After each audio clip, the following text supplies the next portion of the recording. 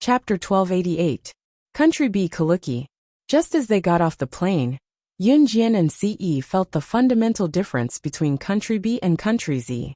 In short, Country B's economy was more backward. The average income per capita was not high and most of the people were black. Although the income was not high and the country was in dire straits, the people of Country B lived in harmony. Their lives were tough, and they might only live in straw huts. Changing their beds every 10 years was something only the wealthiest family in the village could do. In Country B, however, everyone helped each other. Money was paramount, but sometimes, no amount of money could make up for a favor. Just as Yunjian, Ce, Shueying, and Qingyu got off the plane, they saw Country B's people working hard on the streets, helping each other to move fruit trees. Some of the women in Country B wore headscarves while others did not. In Country B, women did not have the rule that they had to wrap themselves up completely before they could go out. In some countries, women's social status was so low that young girls had to wrap themselves up completely, only showing their eyes when they could go out. Of course, this did not exist in Country B. Yunjian, Qingyu, and the rest were Asian. They were not white, but they were not tanned either. Their skin was just right. Of course, walking among the crowd in Country B, Yunjian, Qingyu, and the rest attracted a lot of attention. Even so, no Country B's people would greet them. Sister Jian, Master sent me the address. She's not here yet. She wants us to go over first and stay at the host's guest house. Qingyu told Yunjian after receiving Snake Lizard's message. Qingyu was discovered by Snake Lizard in the Kosha mercenaries, and her poison skills were personally taught by Snake Lizard.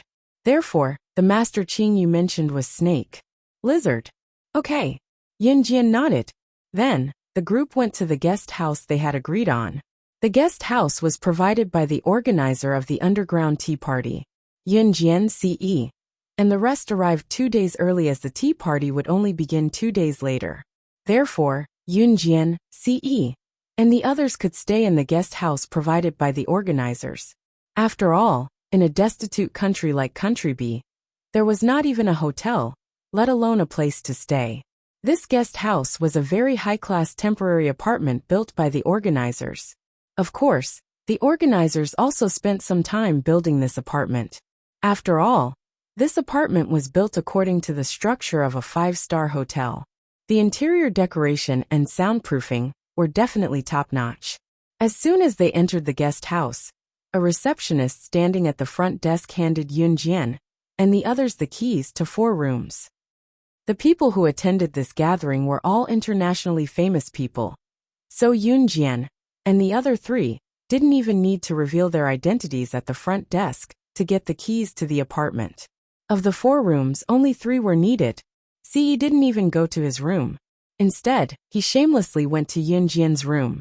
The apartments here also provided hot springs. The service could be considered top-notch.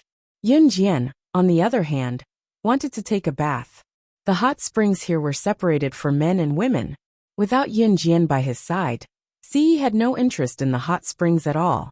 Yunjian changed into a swimsuit and a conservative bathrobe over it before going to the hot springs for women. Chapter 1289.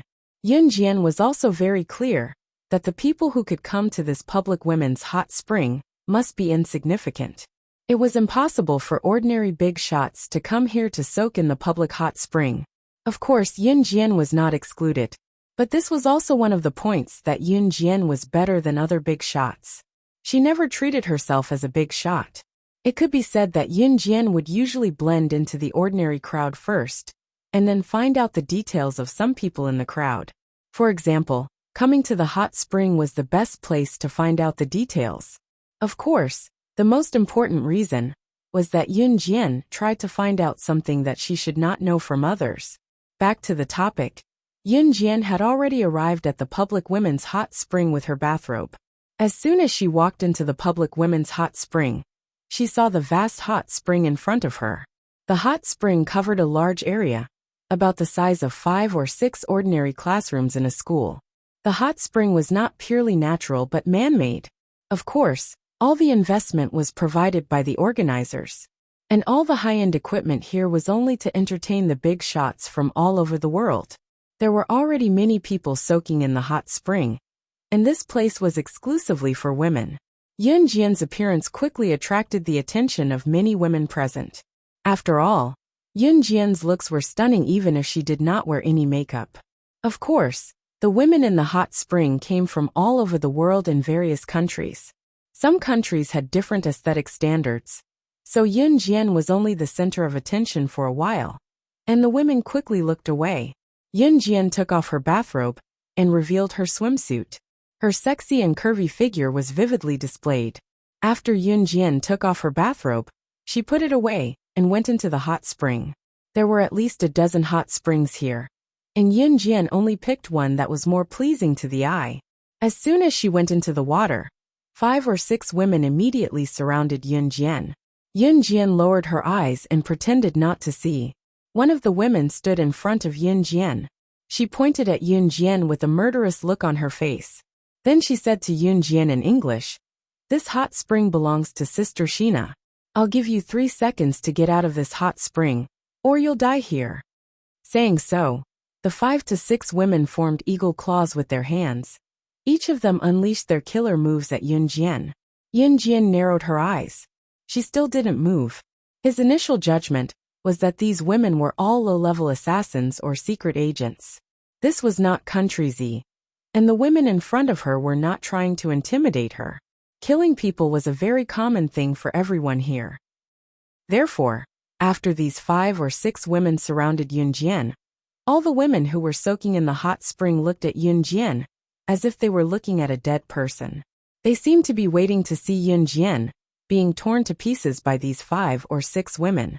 Hey, Maggie, this is my friend. Save me some face and don't kill her. She's a little immature. I apologize." Yun Jian was still soaking in the hot spring. The 5 or 6 women surrounded Yun Jian and were already planning to attack Yun Jian, who was not moving. The people here were very realistic. What should they do to disobedient people? Then they would use death as a warning. At this moment, a woman in her 20s ran over from not far away. She walked over and grabbed Yun Jian. She apologized to the leader of the 5 or 6 women and dragged Yun Jian to another hot spring. Yun Jian did not refuse. She did not intend to expose her identity until the woman in her 20s, who looked quite sweet, pulled Yun Jian to another hot spring. The woman breathed a sigh of relief. Then she smiled at Yun Jian and said, "My name is Doya, and my Chinese name is Gasiki. I see that you're also from Country Z, right? You don't know, but the identities of those people just now are shocking. They even know the middle-level personnel of the kosher mercenaries. You can't afford to offend them. Phew, luckily, I pulled you back in time. Otherwise, you're really done for. You'll definitely be killed by them." Doya breathed a sigh of relief. Then she introduced herself to Yun Jian and explained the situation just now. Chapter 1290. Doya turned her gaze to Yun Jian after that. Just as Doya was about to say something, Yun Jian thanked Doya. "Thank you." Doya grinned at Yun Jian's gratitude before waving a hand at her. It's no big deal. We're all from Country Z after all." Doya then moved closer to Yun Jian and pointed at a few women in a hot spring. She then said to Yun Jian, "Let's sneak over there. Let's sneak over there. Those are my friends." She'll lower your voice. Don't let Maggie and the others see us. Maggie was the leader of the group that surrounded Yun Jian with 5 or 6 women. It seemed that Doya was quite afraid of Maggie and the others. Yun Jian knew that Doya had pulled her to another hot spring just now to avoid Magi and the rest's line of sight. Doya noticed that Maggie and the others were no longer looking at her and Yun Jian. She then decided to bring Yun Jian back to her friends. Okay. Yun Jian naturally didn't refuse. Then let's go. Doya pulled Yun Jian's hand and ran to the hot spring where her friends were like a big sister avoiding the attention of Maggie and the others. Yun Jian followed Doya's footsteps the entire time. At this critical moment, if Yun Jian or Doya made any noise, Maggie and the others would come looking for trouble again. This was the bloody world that Yun Jian lived in her previous life. People with power and authority would rush up and kill whoever they didn't like or tease them, before humiliating them to death. Therefore, Even if Doya had saved Yun Jian from Maggie just now, there was no telling if Maggie and the other women would make a comeback. Doya heaved a sigh of relief when she brought Yun Jian to the hot spring where she and her friends were. "Doya, you really saved this girl?" one of Doya's friends said lazily as Doya pulled Yun Jian into the hot spring. Yun Jian immediately looked up and saw a woman whose breasts were so big that even her swimsuit couldn't cover them. She was looking at her with her arms crossed. "You can't even take care of yourself, and you still want to save others. Doya, do you know how dangerous it was just now? Maggie and the others aren't simple people. Especially Hina. Hina's old flame is from the Hun organization. Most importantly, they know people from the kosher mercenaries. Also, I heard that even the boss of the Western Underground black market owes Hina a favor." A woman in a bikini started scolding Doya after the woman with the big breasts finished speaking. They were a group of low-level assassins who couldn't afford to offend anyone, because it would bring about a fatal disaster. Among all the people present, Hina, who was the sister Hina that Maggie mentioned, was the one with the highest status. Therefore, every woman in the hot spring was in awe of Hina. Before Yun Jian came, Hina killed a woman like Yun Jian, who everyone thought was self-righteous. Doya's friends thought that saving Yun Jian from Hina's follower Maggie was a very risky thing to do. Doya waved her hand and smiled before her friend finished speaking. "It's fine. Maggie owes me a favor. I was very safe just now." With that, Doya lowered her voice and told the group with a pat on Yun Jian's shoulder. "Besides, I don't want to see such a pretty girl get killed by those people." Chapter 1291. Yun Jian didn't say anything. She quietly listened to the people in front of her talking about how Doya saved her. After listening to their conversation, Yun Jian could already conclude that Doya was the kindest among them. However, her kind personality wasn't suitable for this path. If Doya continued to maintain her kind heart, Yun Jian was sure that she would lose her life one day because of her kindness. "Doya, we don't want to see any killing or death. However, your actions not only put you in danger, but if Hina intervened, we would all die here. It's true that you saved this little girl, but you should think about it carefully. We're assassins, not charity workers." The big-breasted woman whose breasts couldn't even be covered by her swimsuit spoke to Doya very seriously. She wasn't targeting Yun Jian. Instead, she wanted Doya to see the truth. They weren't strong enough to save anyone now. If Maggie didn't owe Doya a favor just now, not to mention Doya, even Doya's friends would have to die here because of Doya's meddling. Doya was stunned. She couldn't speak for a long time. Finally, Doya was silent for a while. She was about to say, "I promise this is the last time." "Well said." A clear female voice interrupted Doya's words and reached the ears of Doya and her friends. When Doya and Doya's friends turned to look at the source of the voice, they saw Yun Jian leaning leisurely on the shore of the hot spring. She closed her eyes and said those 3 words faintly. Everyone present was stupefied for a moment. Did they hear wrongly? This little girl actually said that she was well said? She said that the big-breasted woman's words were well said? Everyone present was criticizing Doya for saving Yun Jian. In the end, the little girl actually agreed with the big-breasted woman's words? Everyone was dumbfounded. If it were anyone else, they would probably be furious after hearing what the big-breasted woman and the woman in the bikini said. After all, the big-breasted woman and the woman in the bikini wanted Doya to not save Yun Jian and let Yun Jian be killed by Maggie's group. In the eyes of the big-breasted woman and the woman in the bikini, if Doya didn't save Yun Jian just now, Yun Jian would definitely die. Due to Yun Jian's age and her seemingly ignorant face, everyone felt that she must be a newbie from some assassin or secret agent organization. However, what Yun Jian said surprised everyone. She actually spoke up for the big-breasted woman and the woman in the bikini? Is she stupid? Just as everyone was thinking that, they heard Yun Jian's voice again. Yun Jian's words were directed at Doya. "From my point of view, I should be thanking you. However, from the assassin's point of view, your kind actions just now will bring you a fatal disaster sooner or later." She's very right. You're assassins, not charity workers. Yun Jian's simple words made everyone present gulp. No one expected this teenage girl in front of them to have such a deep understanding. Yun Jian didn't give off the feeling of a newbie assassin or secret agent who had just debuted. Instead, it felt like Doya and Doya's friends felt their hearts tighten at this moment. Everyone instantly had an unknown illusion. Chapter 1292. However, everyone quickly dismissed this idea. After all, Yun Jian was still young. She couldn't have started training when she was still in her mother's womb, right? So when they thought of this, they didn't think that Yun Jian was some big shot on the international stage. When the big-breasted woman heard Yun Jian's words, she suddenly liked Yun Jian's character very much. Previously, Yun Jian didn't say anything and Doya's friends obviously didn't know Yun Jian, so they treated Yun Jian like a stranger. However, just now, Yun Jian's words shocked everyone. Doya was also silent for a few seconds. Yun Jian leaned against the shore of the hot spring. She looked at the reactions of the women around her, and didn't continue speaking for a while. Until this delicate atmosphere was interrupted when a slender and beautiful hand reached out to Yun Jian. The big-breasted woman reached out to Yun Jian under everyone's gaze. She narrowed her eyes slightly and looked at Yun Jian.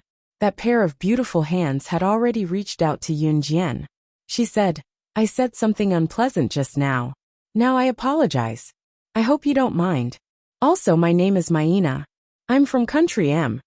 This big-breasted woman, Maina, intended to bury the hatchet with Yun Jian.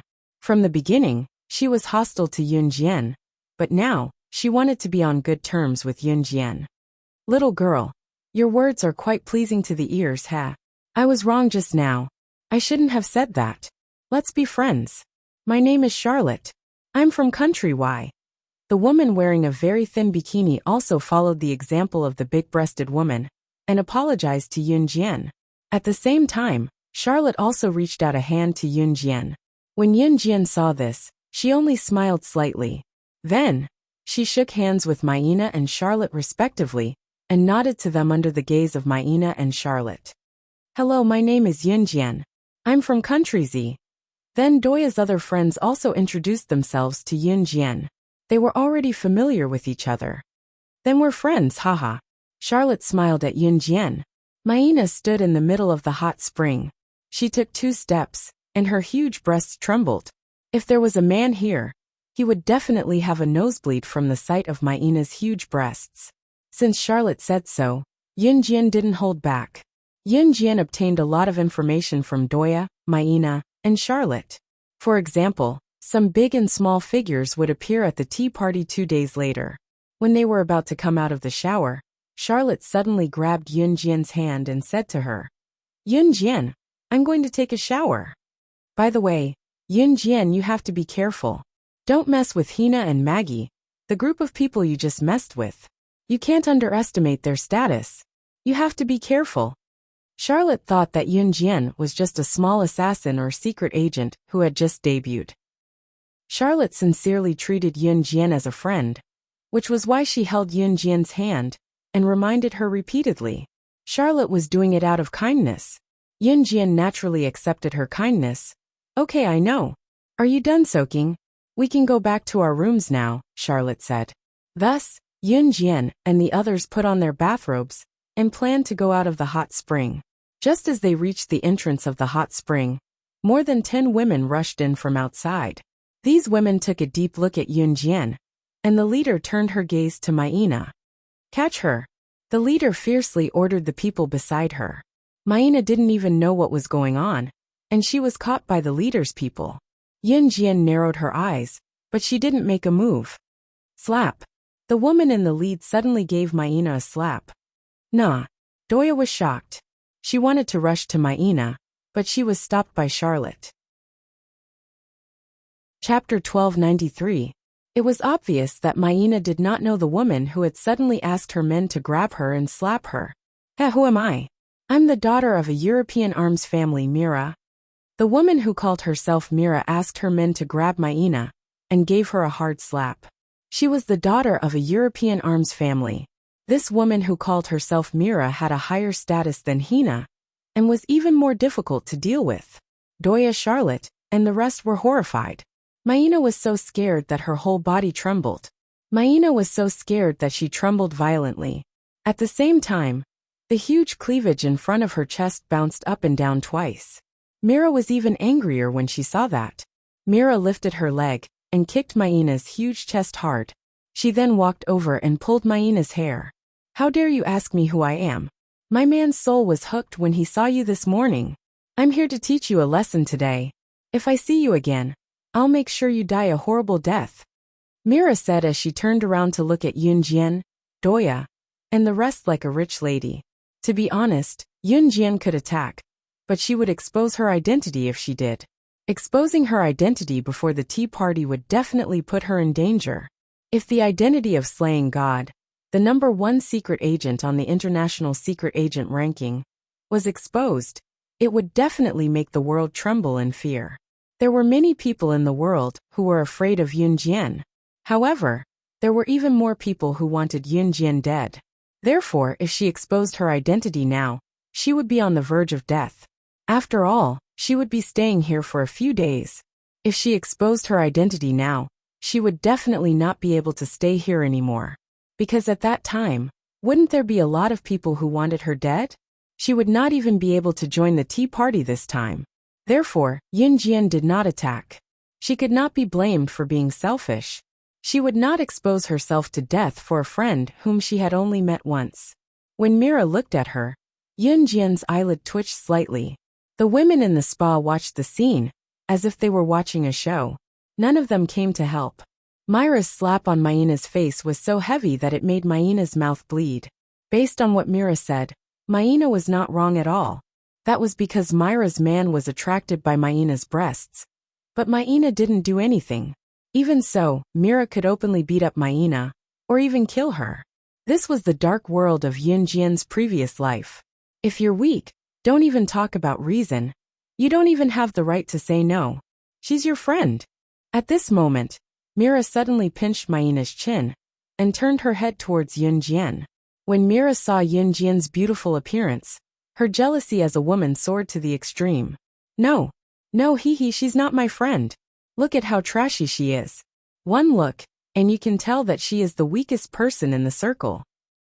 How could she be my friend? Maina was stunned. Then, she looked coldly at Yunjian and laughed.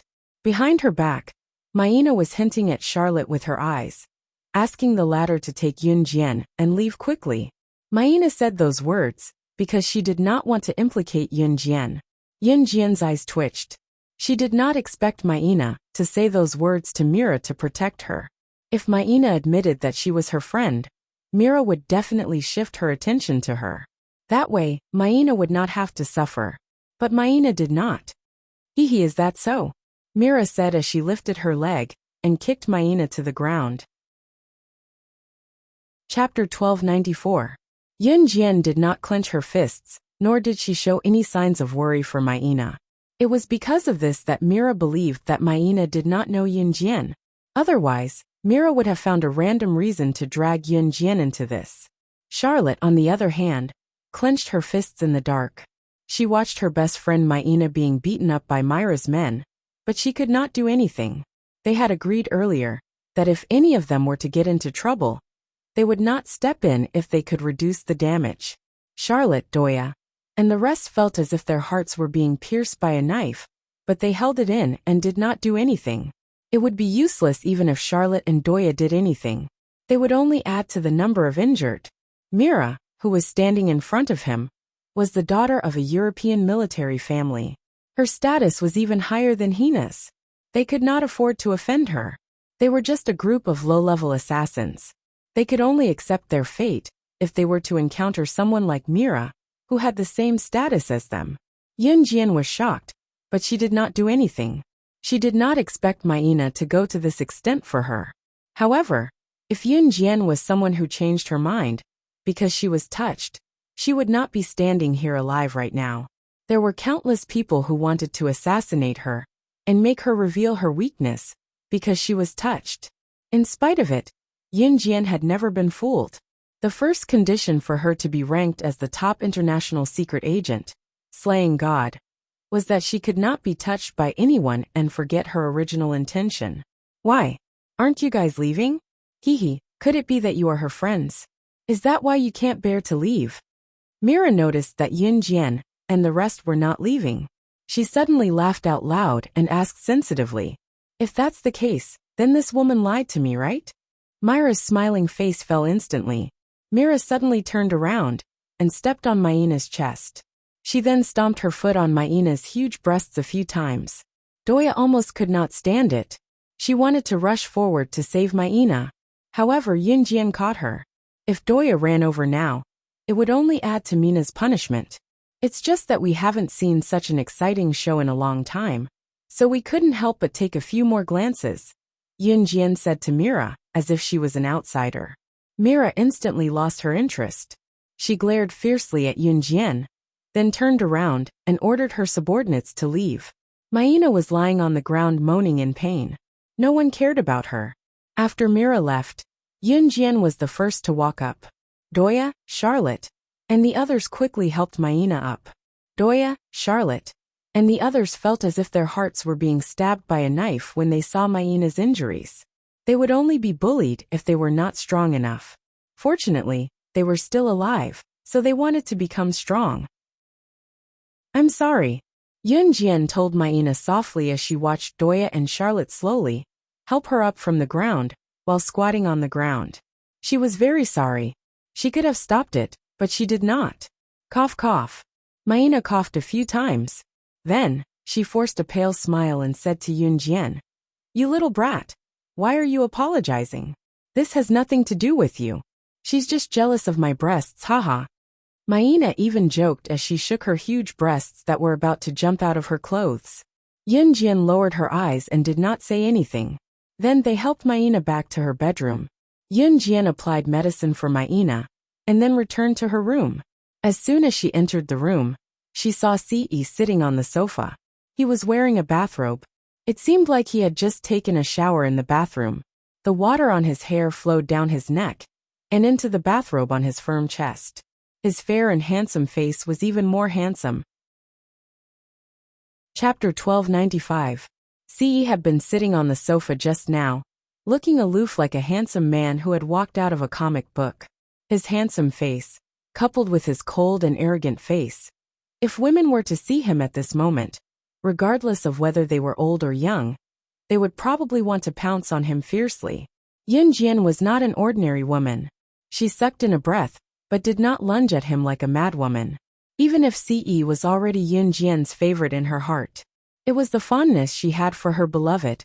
On the other hand, Ce, who had maintained his aloof demeanor just now, stood up and walked over when he saw Yun Jian. His aloof demeanor vanished in an instant as he grabbed Yun Jian's hand and whispered to her, "Xiao Jian." Her voice was so soft that it was as if she was his master. Ce called out and pulled Yun Jian into his arms. Just as he did so, however, Ce's hand accidentally touched the belt of Yun Jian's bathrobe. The bathrobe Yun Jian was wearing was only held together by the thin strap. This time, Ce had really tugged her belt off by accident. Once the belt was pulled off, Yun Jian's bathrobe slid to the floor. Yun Jian was wearing a swimsuit underneath that showcased her proud figure. Ce felt like a part of him was swelling violently when he saw what was happening. Xiao Jian. Ce, who was usually calm, was panicking. It was fine if he was not panicking, but once he did, Ce's hand was originally going to rest on Yun Jian's slender waist, but it slipped and accidentally landed on Yun Jian's butt. The swimsuit that Yun Jian was wearing happened to wrap around her buttocks, making it rather sensitive. Yun Jian blushed and slapped Ce's hand away, taking 2 steps toward the bed. Halfway there, she turned her head, her blushing cheeks pink as she told Ce coquettishly, "Don't follow me or don't get on my bed." Yun Jian only wanted to express that she did not want Ce to come to her room and sleep on the same bed as her. In spite of it, Ce's lips curled up even more when he heard Yun Jian's words. The night passed uneventfully. Ce merely hugged Yun Jian to sleep, sometimes touching her but never doing the last step. After staying in the guest house for 2 days, the 3rd day of the 3rd underground tea party was held in the morning. August 1st, 1999. Yun Jian, Ce, Shuang, and Qing Yual woke up early in the morning. The guest house was already filled with people, and the tea party was being held in a large ballroom not far from the guest house. Although it was called a ballroom, it was actually a high-class venue that was built at the last minute. The environment was naturally not bad, comparable to the most luxurious villas in Country Z. The tea party would be held from morning until 12 o'clock at night, so the tea party was in progress now. Yun Jian and Ce went to the ballroom where the tea party was being held. Today, she did not have to hide her identity anymore, because she was leaving after the party today. Just as Yun Jian and Ce arrived at the entrance of the ballroom, they heard a blood-curdling scream and saw a large group of people crowding around to watch the show before they even stepped through the entrance. Yun Jian could vaguely make out the word "na" in the shrill scream. Her eyelids twitched as she suddenly had a bad feeling. Yun Jian quickly pushed through the crowd and saw Mira standing smugly in the middle of the crowd. There was a pool of blood in front of her, and a woman who was no longer breathing lay in the pool of blood. The woman's voluptuous breasts had been cut off and lay naked in front of Mira. Chapter 1296. In the beginning, Doya and Charlotte could still pretend that they didn't know Maina like they did 2 days ago. But now, it wasn't as simple as a normal lesson. Maina was killed by Mira. Maina was dead. The reason was because Mira was holding the hand of the man standing beside her and accidentally bumped into them. That man took a few more glances at Maina's breasts like before. Because of this, Mira ordered someone to humiliate Maina and cut off her breasts in public. Maina died on the spot. This was the result of a person without power and influence going up against a person with power and influence. The surrounding people looked at Maina's disfigured breasts with relish. No one sympathized with Maina. They even thought that she deserved it. Because Maina was a weakling. She deserved to die because she was weak. You evil woman. You'll die a horrible death. Nah. Apart from the others' indifference and indifference, Doya and Charlotte had the deepest feelings for Maina. At this moment, Doya and Charlotte had already roared madly and wanted to rush towards Mira. But they were firmly held back by their other friends. Mira was the strongest here. So if Doya and Charlotte were to charge at Mira without reason, they would be sacrificed for no reason. In this bloody world, if you didn't have power or influence, you could as long as you were strong enough to kill the enemy's army. But if you couldn't and didn't have power or influence, there were many people who would end up as miserable as Maina, or even more miserable than Maina. Yo, do you guys want to be played to death by me like this woman? Mira looked at Maina's breasts that she ordered someone to cut off. She glanced at Doya and Charlotte and said in a sarcastic tone. Mira didn't know what she had done wrong. She raised her leg and stepped on Maina's chest that had been cut off. Puff puff puff puff puff puff puff puff. The breasts were trampled into paste by Mira in front of everyone. It also took away the last shameful moment in Maina's life. Blood splattered everywhere. Doya, Charlotte, and the others cried even louder. However, the surrounding people who were watching the show were laughing, as if they had seen a perfect show. Some of the men even laughed lecherously inside. Sigh, such a beautiful woman. How nice would it be if we could take turns to *CK her to death. What a pity for her big breasts, tsk. As he spoke, the evil man gestured with his hand. In this lawless world, Maina was humiliated even after her death. But no one could help her. Yun Jian had just made her way through the crowd when she saw Mira and Charlotte being hugged tightly by a few friends who were equally sobbing but rational. They were wailing in agony, but they could not avenge Maina. When she clearly saw the scene just now, although her expression did not change in the slightest, her heart was fiercely touched. Yun Jian pushed her way through the crowd and came to Doya and Charlotte. Looking at them, she asked faintly without saying anything, "Tell me what happened just now." The more Yun Jian stayed silent, the more her heart did the opposite. She still remembered that when she was kidnapped by the organization in her previous life, she had a good friend. She couldn't remember the name of the little girl. She only remembered that every night when she was kidnapped, the little girl would hug her and comfort her not to be afraid. The little girl once said, "I'm here, don't be afraid. We'll be fine. We'll definitely be able to go home." In that world, the word home was harder than ascending to the heavens. Yun Jian was not born a murderous maniac. She had been cowardly and scared before. Later on, the little girl died. Her limbs were cut off by the other girls in the organization, and her heart was dug out. Chapter 1297. The little girl had died for Yun Jian. Originally, the person who had died was Yun Jian. Just like Maina, Yun Jian did not provoke anyone. However, when she was in the organization, she attracted jealousy because of her extreme talent. At that time, Yun Jian was 7.5 years old. She was extremely talented, but everyone was jealous of her. Hence, the group of girls organized many other girls to frame Yun Jian. They placed the item on Yun Jian's bed and insisted that Yun Jian had stolen it. They wanted to kill Yun Jian. Yun Jian's talent was extraordinary, but she could not withstand the attacks of so many girls. In order to save Yun Jian, the little girl had all her limbs chopped off by the group of people. Her heart was dug out on the spot. The group of girls were children after all. When they caught the little girl and saw Yun Jian's pained expression, they forgot that their initial goal was to kill Yun Jian. They even thought that it would be more interesting to keep Yun Jian alive and slowly torture her. Hence, they killed the little girl in front of Yun Jian that day. Yun Jian had lived 2 lives. She would never forget the last words the little girl shouted at her before she was killed. "You must live. You must live. I beg you, you must take me home." The little girl was older than Yun Jian. She was already 9 years old at that time. Her life had come to an end before it even began. Yun Jian and the little girl were very small at that time. Their only wish was to find their way home. It was also from then on that Yun Jian began to change completely. She no longer needed friends. She was no longer weak and useless. She understood that she had to fight for everything herself. In the following year, Yun Jian began to train crazily. She killed all kinds of children around her to force herself to live. In almost a short year, the children who were abducted into the assassin organization with her, when they were 5 years old, all lost their lives to her flying daggers. Children kept coming in from the organization. However, those who came in were living people.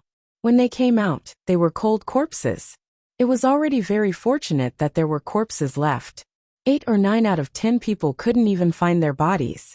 After that, she debuted at the age of 12 and officially took over assassination missions as an agent.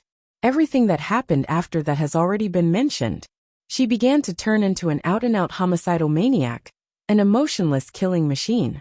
When his soul returned to reality, he saw Maina lying in a pool of blood and Myra's face. Yun Jian's heart surged with an unknown anger. As she recalled Maina, Yun Jian felt as if she had seen a little girl protecting her. Sensing Yun Jian's murderous intent and sadness, Ce held her hand. Doya and Charlotte, who stood rooted to the ground, were already so mad that they couldn't speak. In the end, it was Charlotte who tried her best to calm her breathing towards Yun Jian. However, she panted heavily as she spoke to Yun Jian. She killed Na. Her man wanted to see Na's. She said that Na seduced him. So just now she had people cut off Maina's breasts in front of everyone and humiliated her to death. But for some reason, Charlotte couldn't bring herself to say the rest of her words. Isn't she just a slut? So what if she killed her? Mira stood in the distance and said coldly. Then Mira turned her gaze towards Yun Jian. She was provoked by Yun Jian's perfect face and skin, and her jealousy rose again. Mira looked at Yun Jian. Just as she was about to say something, she saw Yun Jian suddenly let go of Ce's hand and walk over. Myra's heart skipped a beat. Then you can go die. Yun Jian walked over very slowly and said this sentence faintly. Chapter 1298. From Yun Jian's expression, she looked very calm. However, those who knew her knew that she was about to get angry. Hee, you want me to die? Mira suddenly sneered. Because of Myra's high status, the surrounding people immediately shouted in shock. Who's that little girl? She actually dared to challenge Miss Mira, the daughter of Europe's military family. I think this little girl will die a horrible death. TSK. Just like that woman who overestimated herself. Her breasts will be cut open while she's still alive. Why don't we go and negotiate with Miss Mira and ask her to let us have some fun before she kills this little girl? All the men standing around were saying disgusting obscenities. Before Maina's death, Not only did the people around her not help her, but one of them even kicked Maina back to Mira when she desperately tried to escape. The crowd couldn't wait to watch a free and exciting show. This group of shameless people were still saying shameless things. However, just as they were saying this, the man who suggested to negotiate with Mira and sell Yunjian out, for everyone to have some fun before Mira killed Yunjian suddenly, had his head pressed down by a slender hand. After that hand pressed down on the man who was fantasizing about Yunjian, the other hand fiercely slapped the man's head, directly fixing his head and twisting his neck. Gotcha! The man died on the spot. The whole process didn't even take 3 seconds. And this person was killed by the owner of this pair of slender hands. The person who killed him was undoubtedly Ce. Ce's face darkened as he directly killed the man. The surrounding people were so frightened that they took 3 steps back. They weren't afraid of Ce killing people, but of Ce's superb skills. One more word, and you'll go to hell. Ce coldly spat out this sentence. Among this group of people, Ce was one of the tallest. However, among this group of people, Ce was without a doubt the most handsome one. Because they had never seen Ce in this kind of underground gathering, the surrounding people thought that Ce was weak. However, when Ce walked over from afar and killed someone in 3 seconds, the people around them dared not utter a word of nonsense anymore. On the other side, when Mira saw that Ce who was with Yunjian was so powerful, her arrogant and despotic attitude instantly collapsed. Seeing Yunjian walk towards her step by step, Mira was afraid. However, her years of arrogance made Mira unable to lower her head. She suddenly pointed at Yunjian and shouted at Yunjian, "You! Stop right there. I'm the young mistress of Europe's arms industry. My father's firearms influence covers the entire Europe. If you dare to attack me today, I'll make sure you die miserably." Mira was frightened by Yunjian's aura. Some people were born with a strong aura. Just their aura alone was enough to make people retreat 3 feet in fear. Yunjian was such a person. Yunjian didn't say anything. She continued to walk towards Mira. Her footsteps were very slow. Her feet didn't make any sound when she stepped on the ground. Seeing that Yunjian didn't retreat, Mira was stunned. However, Mira quickly reacted and threatened Yunjian again. "Let me tell you, my father is about to form an alliance with the kosher mercenaries. If you dare to do anything to me today, all of you will die. I will pull out all of your tendons and peel off all of your skin." Mira's threat caused the surrounding people to cry out in surprise. Europe's arms industry tycoon was about to form an alliance with the kosher mercenaries? Then, just as everyone was thinking of this, an ice-cold, enchanting female voice that sounded like the sound of nature reached everyone's ears. Chapter 1299. Yunjian's words were extremely high-profile this time. She did not use kosher mercenaries but my kosher mercenaries. The former could give people a feeling of yes or no, but the latter was an absolute tone. Her kosher mercenaries was the only person who had the right to say that. Even the higher-ups of kosher mercenaries, Elder Snake Lizard and Elder Tiger Leopard, did not have the right. The only person who had the right was the boss of kosher mercenaries. At the same time, other than those around her, no one had ever seen her face.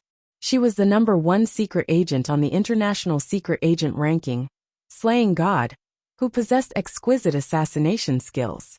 Someone once said that if they could meet Slaying God, the #1 secret agent on the International Secret Agent ranking, one's life would not be in vain. Of course, these were the words of those who had come into contact with this Tao. An ordinary person might not even know about the secret agent ranking and assassin ranking, let alone the rest. It could be said that her father's alliance with kosher mercenaries was Mira's biggest trump card. However, after she revealed her biggest trump card, Yunjian's reply was all she got. "My kosher mercenaries? You're the boss of kosher mercenaries? No, how is that possible?" Mira's expression changed drastically. Mira's face turned extremely pale in front of everyone's eyes. Everyone who was standing around was shocked. This little girl she was the boss of kosher mercenaries? How is that possible? If she was the boss of kosher mercenaries, Then she was the #1 secret agent on the International Secret Agent ranking. Slaying God. Slaying God? She was slaying God. Slaying God. You're slaying God. The people around her exclaimed in shock. Yun Jian's words were like a ticking time bomb that exploded in an instant. Slaying God, what kind of existence was she? He was simply a legendary figure. Since slaying God's debut, many international businessmen and politicians have been quietly killed. There was even a saying in the underworld that went like this. Those who were targeted by slaying God would feel as if the Grim Reaper had his hands on their necks. None of them had ever imagined that such a person would one day stand in front of them alive. Doya and Charlotte also recovered from the deep despair they felt when they saw Mayina's death. The two of them looked at Yun Jian in disbelief after hearing what the crowd said. Slaying God? Doya and Charlotte were stunned. They were completely dumbfounded. Doya and Charlotte would never have dreamed that it was because they were kind enough to save Yun Jian 2 days ago. Even if Yun Jian didn't need it, just this one move was enough to change their fates completely. Hey, what's slaying God? Look at how old you are. How dare you claim that the kosher mercenaries are yours? Do you think others won't say such nonsense? Do you really think that people will believe that you're slaying God just because you spout nonsense? A mocking male voice came out of nowhere. He wanted to continue, but just as the words were about to leave his mouth, a small flying dagger was flung from where Yun Jian was to the man who spoke. The flying dagger flew out of Yun Jian's hand and entered the man's mouth the moment he opened it, piercing it. The man's mouth was pierced by the flying dagger, and blood splattered everywhere. Although he was not dead, the man fainted from the sudden pain that he did not even have time to react to. Yun Jian spoke to Qingyu, who had just rushed over and was standing behind her. Qingyu, kill that blabbermouth. The 2 words Qingyu made everyone's eyes widen. Chapter 1300. Qingyu's name was well known in the underworld as well, because she was slaying God's follower, and she was a master of poison. How skillful was Qingyu when it came to poisoning? For example, Qingyu could brush past a person within 3 meters. She did not even have to lift her hand, and she could poison the person who brushed past her without anyone noticing. She could make people die without anyone knowing. That was Qingyu's ability. It was because of this terrifying ability that the people in the underworld feared Qingyu, second only to slaying God. This was because slaying God had killed her openly, while Qingyu could kill a person in such a way that the person would not even know why he died. This was the power of poison techniques. Slaying God was the one who made Qingyu famous. It could be said that other than snake, lizard and tiger, leopard from the kosher mercenaries, Qingyu was one of the few who could follow slaying God and even see her face. Moreover, Qingyu was always by slaying God's side. She would not listen to anyone else other than slaying God. Therefore, when they heard Yun Jian address the girl behind her as Qingyu, the people around them were shocked. After the shock, it was followed by endless terror and fear. Oh my God! Slaying God is her. It's really her. Someone could not help exclaiming. Just as he exclaimed, however, he covered his mouth in fright, afraid that Yun Jian would hear what he said. Myra's legs were shaking from fear. Mira had never met anyone who was more powerful than her father, so she had always been fearless. Until just now, she was completely terrified. She still remembered her father telling her that she should not offend these 2 people in the underworld. If she did, they would annihilate the entire armaments family. One of them was slaying God, who ranked first on the secret agent leaderboard, while the other was Hun's leader. However, Mira had always thought that it was impossible for her to meet them. When she heard that Yun Jian was slaying God, she felt like her world had collapsed. At this moment, Yun Jian had already walked up to Mira. She stretched out her hand and grabbed Myra's long hair. The group of bodyguards around Mira, including Myra's man, didn't even dare to let out a fart. They didn't even dare to breathe loudly. They watched as Yun Jian pulled Myra's long hair and pulled Myra's face in front of her. From afar, Qingyu poured out a bottle of dissolving water and turned the unconscious man into a puddle of blood before everyone's eyes. There was a horrifying sound of dissolving chemicals. Who else in the world could use a bottle of liquid to turn a person into a pool of blood? Qingyu's performance had proven her identity in front of everyone. She was Qingyu, elder Qingyu of the Kosha mercenaries. At the same time, she was also known as the Poison Lady by outsiders. Yun Jian dragged Mira to witness the man's body turning into a puddle of blood after Qingyu poured a bottle of liquid on him. Usually, Mira would not be frightened by such a gory scene, but it was different now that she was being suppressed by Yun Jian. The fact that Yun Jian was showing her such a gory scene was, "Do you want to have a taste?" Yun Jian forced Mira to watch the scene. She was already next to Mira, her lips close to Myra's ears as she whispered something that scared Mira out of her wits. No, Although Mira liked to kill, she was completely terrified when it came to the moment where she would be killed. Yun Jian did not wait for Mira to finish. Her lips curled into a sinister smirk that was as eerie as the Grim Reaper from hell.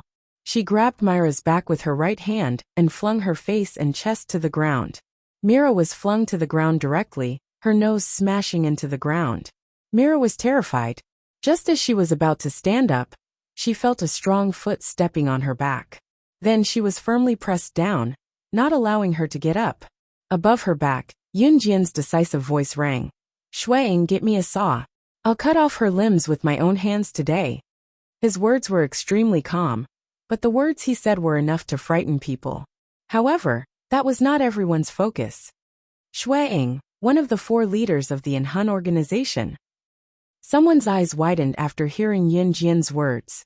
Shuang lowered his head at Yun Jian and replied respectfully, "Yes. Oh my God. The 4 leaders of the Enhun organization are here too." Someone's face turned pale with fright. Not long after Shuang left, a few female silhouettes came from afar. When the leader saw Mira under Yun Jian's foot, he sprinted over and could not stop himself from calling out, "Mira? Oh my God."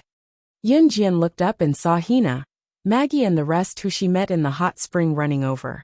The one who shouted was the arrogant Hina. When Yun Jian entered a hot spring, Hina sent Maggie to chase her away, and even wanted to kill her. Now that she saw Hina and Maggie, Yun Jian narrowed her eyes. Not long after, Hina, Maggie and the rest stood in front of Yun Jian. Hina saw Yun Jian stepping on Mira, and her expression changed drastically. She did not know what was going on, so when she saw Yun Jian's action, she scolded Yun Jian directly. Chapter 1301. Hina also became friends with Mira 2 days ago. Although Mira looked down on Hina at the beginning, after seeing that Hina had connections in Kosha mercenaries and in Hun organization, she started to talk to Hina more. Myra's father told her to make more useful friends, and Mira always kept it in mind, so she forced herself to talk to Hina more. This made Hina think that she had successfully become friends with Mira. When she saw Mira being stepped on by Yun Jian, Hina wanted to flatter Mira, so she rushed in and threatened Yun Jian with Mira and her status. In this world where the strong were respected, strength and status represented everything. Hina also believed that if she said so, Yun Jian would definitely be scared and let go of her foot. But what Hina didn't expect was that Yun Jian didn't let go of her foot. Instead, after hearing Hina's threat, she stepped harder on Myra's back. Mira was being stepped on by this foot and kept howling. But now she didn't even have the courage to beg for mercy. "Did you hear what I said? Why aren't you letting go of your dirty feet? I've seen a lot of rookies like you who think you're great, but actually just mixed in our circle. If you let go of your foot now, I can still leave you a whole corpse. Otherwise." Hina looked at Yun Jian, as if she was a senior looking at a new rookie. Hina thought that she had been in this circle for 5 or 6 years. What kind of things had she not seen? People like Hina. She wasn't a professional killer trained by an organization. Usually professional killers trained by an organization, if they could come out alive from the organization, they must be at the level of a senior killer or an agent. In this world, some people started to come into contact with the circle of killers or agents when they were 15 or 16 years old, almost approaching adulthood, and started to practice their skills. Hina started to train when she was 15 or 16 years old. Think about it, Hina started to train when she was 15 or 16 years old, and she only learned the killer moves. It was different from someone like Yun Jian, who grew up among the dead and had to kill others in exchange for her survival. A secret agent assassin who grew up in actual combat. It could be compared like this. One was the real deal, and the other was just a cheap pirated version. Hina herself started to train and learn killer moves around Yun Jian's age, so she naturally thought that Yun Jian was just a rookie. She had probably just started to mingle in this circle, hadn't she? How dare he be so arrogant in front of me? Before Hina finished her words, some lackeys beside her, led by Maggie, had started to echo her words. Exactly. That's right. Our sister Sheena has thousands of ways to make you die miserably. Moreover, Sister Sheena has people in the Hun organization and kosher mercenaries. If you know what's good for you, kneel down and beg for mercy. Then we can give you a good death. Otherwise we'll kill you. Maggie and the others looked at Yun Jian with hatred, as if they couldn't wait to tear Yun Jian into pieces. Maggie even thought in her heart that she shouldn't have let Yun Jian go just because she owed Doya a favor. Seeing this, Doya and Charlotte clenched their fists tightly. At this moment, a mellow male voice was heard. Before everyone could react, the owner of the mellow male voice was already standing beside Yun Jian. Yi looked at Shuang, who just came back with the saw, and stood beside him silently. He said to Shuang in front of everyone with a slight anger. Chapter 1302. Yi couldn't tolerate having sand in his eyes. The reason why Hun was able to achieve what it had today was due to the strict implementation of Hun's own rules. Normally, Yi could joke around with the 4 leaders of the Hun organization, but when it came to critical moments, he wouldn't allow a single mistake to happen. Moreover, the Hun organization had its own rules. Everyone in the organization wasn't allowed to be related. The meaning of this rule was that anyone who belonged to the Hun organization wasn't allowed to use the name of the organization to cause trouble. It meant that no outsiders were allowed to use the words "I know someone from the Hun organization" to swagger around in the circle. It was obvious that the man Hina mentioned was from the Hun organization, and she was using this to her advantage. This was something Yi couldn't tolerate. The members of Hun would definitely be protected by the organization. However, if they were to flaunt their prowess on the international stage, just because they were slightly related to Hun, they were basically using Hun's name to swindle people everywhere. Yi had severely suppressed this a long time ago. This was something he couldn't tolerate. Yes, young master. Shuang was sweating for Lin Wei. Yi rarely spoke with anger. In fact, Shuang knew that the anger in Yi's tone this time was because someone was targeting Yun Jian in the name of Hun group. That was why Yi was so angry. The only person who could make Yi emotional was Yun Jian. If this matter didn't involve Yun Jian, even if the Hun organization was destroyed, Shuang reckoned that Yi's expression wouldn't change at all. Thus, when comparing the Hun organization to Yun Jian, Shuang reckoned that in Yi's heart, even if there were hundreds of billions of Hun organization, they wouldn't be able to compare to Yun Jian. Thinking of this, Shuang deepened his thoughts of going to Yun Jian to flatter her. He felt that he needed to plan for Mo Senya to go with him to flatter Yun Jian. Thinking of this, Shuang dialed Ling Wei's communicator and ran to the side to talk. He left behind a group of dumbfounded people. The people standing around had been there since Yun Jian's identity as slaying God was exposed. They had witnessed the entire process. Hina, Maggie, and the others were all aware of their performance, and they all thought that Hina, Maggie, and the others were doomed. However, no one expected the man standing next to slaying God to order Shuang, one of the 4 leaders of Hun, in such a tone. And most importantly, Shuang was actually obedient. Then this meant that, could it be that this young man, he's the leader of Hun? Someone cried out in astonishment, which struck everyone's hearts in an instant. Everyone's faces turned pale. Hearing what Yi said, the people around them felt the urge to flee as quickly as possible. However, due to fear, they were rooted to the ground like nails. There was a rumor that anyone who met Hun's leader would be killed by the organization. Even if they managed to escape, they would be hunted down by Hun. In other words, they would die without a doubt. Hina, Maggie, and the others who were still acting all high and mighty earlier, fell apart in an instant. Especially Hina, who had just boasted that her man was from Anhun. In the end, Yunjian's man was the leader of Anhun who had never shown his face. This couldn't be real, right? A Kosha mercenary's boss and Anhun's leader. They're a perfect match. I'm afraid there's no one else in this world who's more compatible than them. Just as Hina was in disbelief, a voice from the side sent her to the bottom of the valley. The Kosha mercenary's boss? Slaying God? Slaying God, the #1 secret agent in the international ranking. Chapter 1303. Yunjian. It was slaying God. Hina's expression changed drastically at the sudden realization. She was terrified. Had she offended Anhun's leader, and the boss of Kosha mercenaries, just to please Mira? Just as she was thinking about it, Yunjian's voice was heard. Shuang, have you brought the saw? It's here. Shuang obeyed. He quickly brought the saw in his hand to Yunjian, and passed it to her. The saw was used by farmers to chop down trees. It was only a matter of time before it could be used to cut off a person's leg. Of course, if one were to use this saw to cut off a person's leg without anesthetics, it would be a fate worse than death. Yunjian took the saw and placed it gently on Myra's fair-skinned legs under her shorts.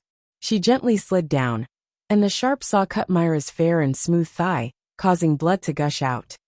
No. Sob. Mira was trembling in fear. However, Yunjian stepped on her back so hard that she could not move at all. Yunjian bent down and patted Myra's face gently in front of everyone. Then, her soft voice came from above Mira.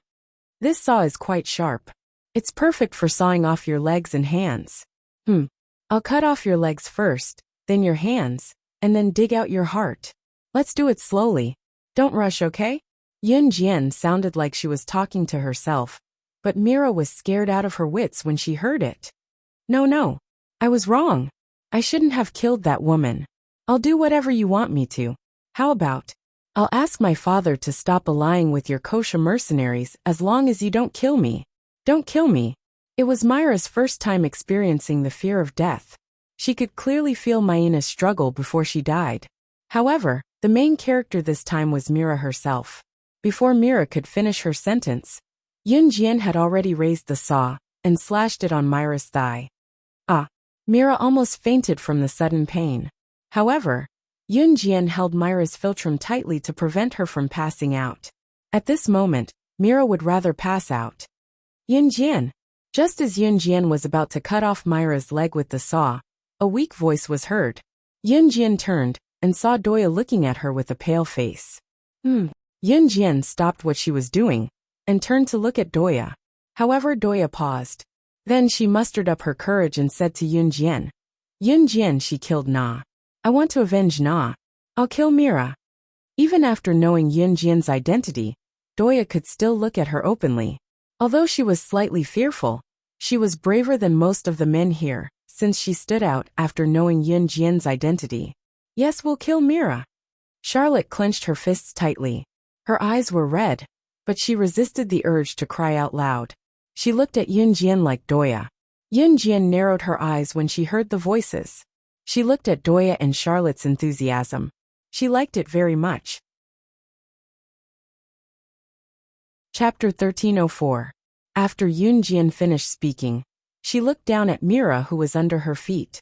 Mira didn't faint because Yunjian had pinched her philtrum. All Yunjian wanted was for Mira to be in so much pain that she wished she was dead. With a gentle flick of her hand, she swung the saw at Doya and Charlotte, without even lifting her head to look at the pair. Doya reached out and caught the saw that Yunjian had tossed over. She grabbed the saw and rushed towards Mira with red eyes. Doya grabbed the saw and rushed to Mira, shouting, "Go to hell!" In the next second, Doya grabbed the saw and slashed at Myra's thigh. With a few forceful slashes, one of Myra's thighs was cut off. The leg was completely separated from Myra's body. Mira instantly howled in pain because Yunjian had pinched Myra's philtrum. Mira couldn't resist at all. Her screams pierced through the sky, but no one cared. After Doya chopped off one of Myra's legs, she suddenly remembered that Mayina was humiliated to death by Mira. When Mayina's chest was cut open, The people around her didn't have any sympathy.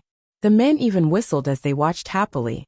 Doya raised the saw and was about to chop off Myra's other leg when Charlotte frantically snatched the saw away.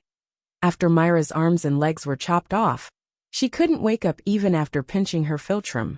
She completely fainted. Yunjian stood aside and watched as Doya and Charlotte sawed off Myra's limbs and chopped her into pieces. It was only when Mira breathed her last that Doya and Charlotte stood before Yunjian with their hands clasped. Myra's death could at most avenge Maina, but Maina was dead. Myra's death could not bring Maina back to life. Yunjian lowered her eyes. She didn't turn around. Ce was standing behind Yunjian. He reached out and pulled Yunjian into his embrace, then ordered Shuang, "Kill everyone here." That didn't include Doya and Charlotte. Shuang naturally knew what was going on. "What? You actually want to kill us? Why?" When some people heard Ce's words, their expressions changed drastically, and they all began to turn and flee frantically. With Shui Ying's ability, even if everyone present worked together, they still wouldn't be a match for him. Moreover, anyone who was targeted by the leader of an Hun would definitely die. Encountering such a situation, it was impossible for them not to run. Every one of them ran faster than anyone else. When Qingyu saw this, she helped Shuang to kill all those who were trying to escape.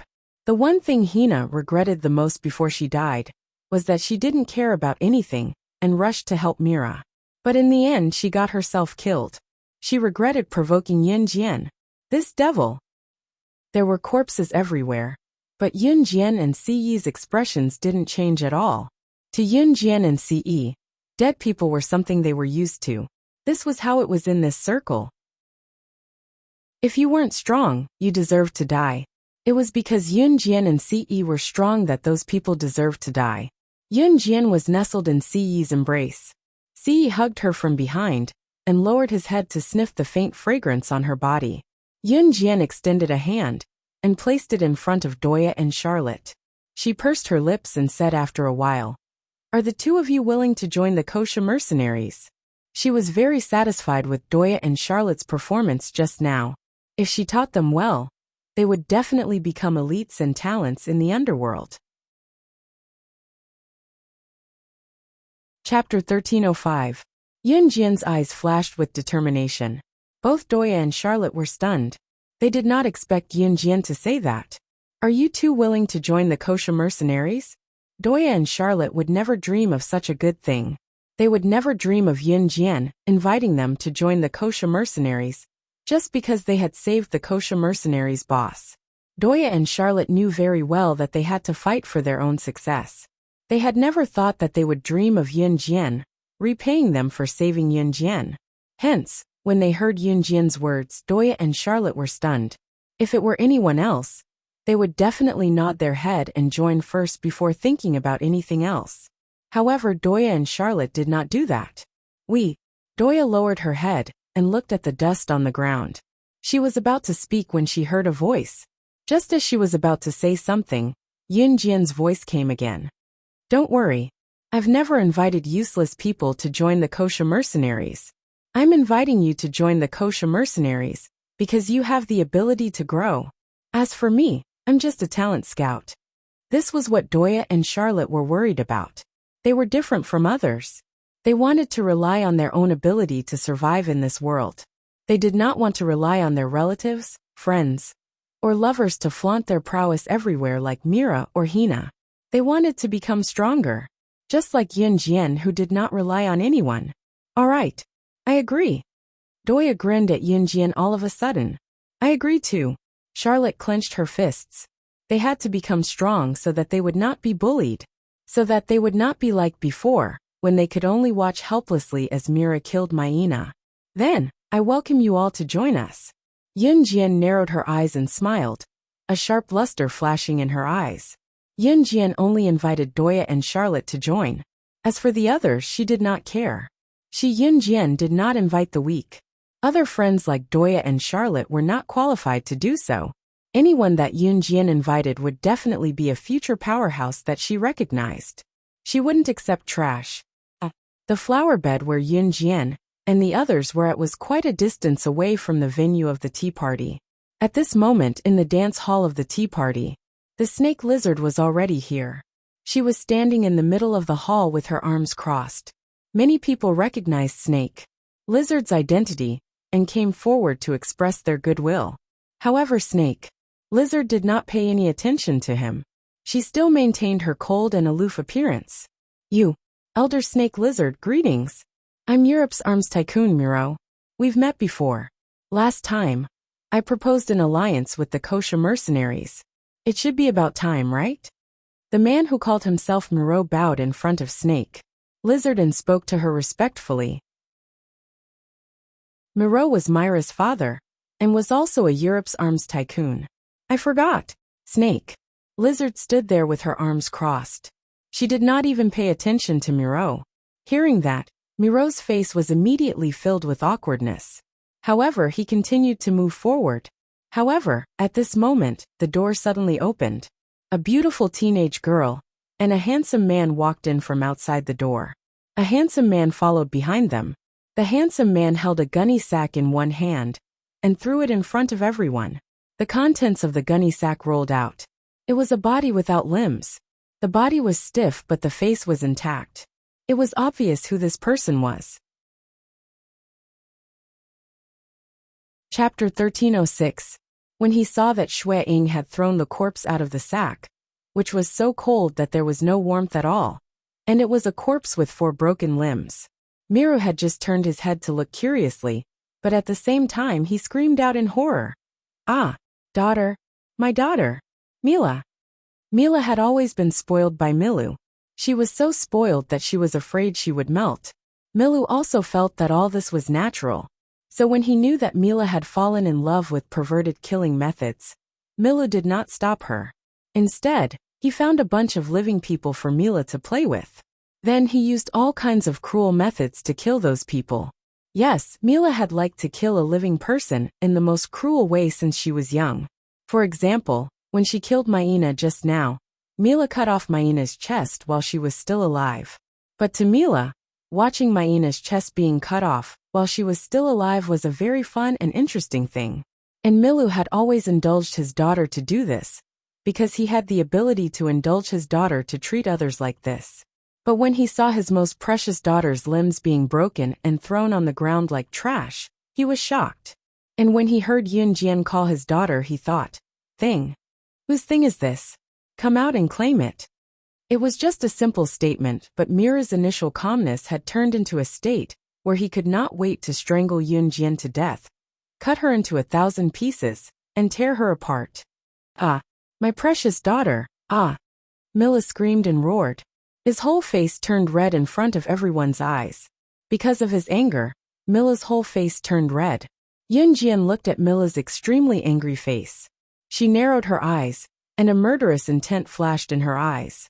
Then Yun Jian hooked her finger at Milu with a hint of mockery.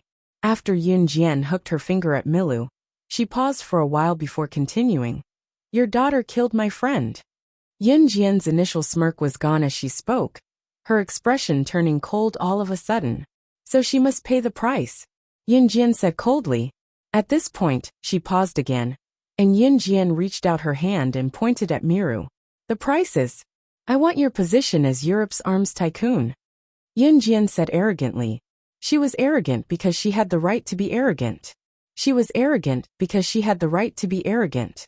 As long as she took away Miro's position as the European arms tycoon, Yun Jian would have all of Miro's financial resources and manpower. The European arms tycoon was not an ordinary person or a small position. If Yun Jian were to obtain this position, she would definitely double the status of the kosher mercenaries internationally. Yun Jian's words caused an uproar among the crowd. In particular, the top assassins and secret agents from all over the world were all present at the scene. Yun Jian, a teenage girl, rushed in and pointed at Miru exaggeratedly, asking him to hand over the position of the European arms tycoon. Was this little girl crazy? Pfft, ha ha ha. Little girl, why didn't you go home to find your mother to drink milk? Why did you come here to sing? Haha. Someone was suddenly amused by Yun Jian, and then walked 3 meters away from Yun Jian, while holding his stomach.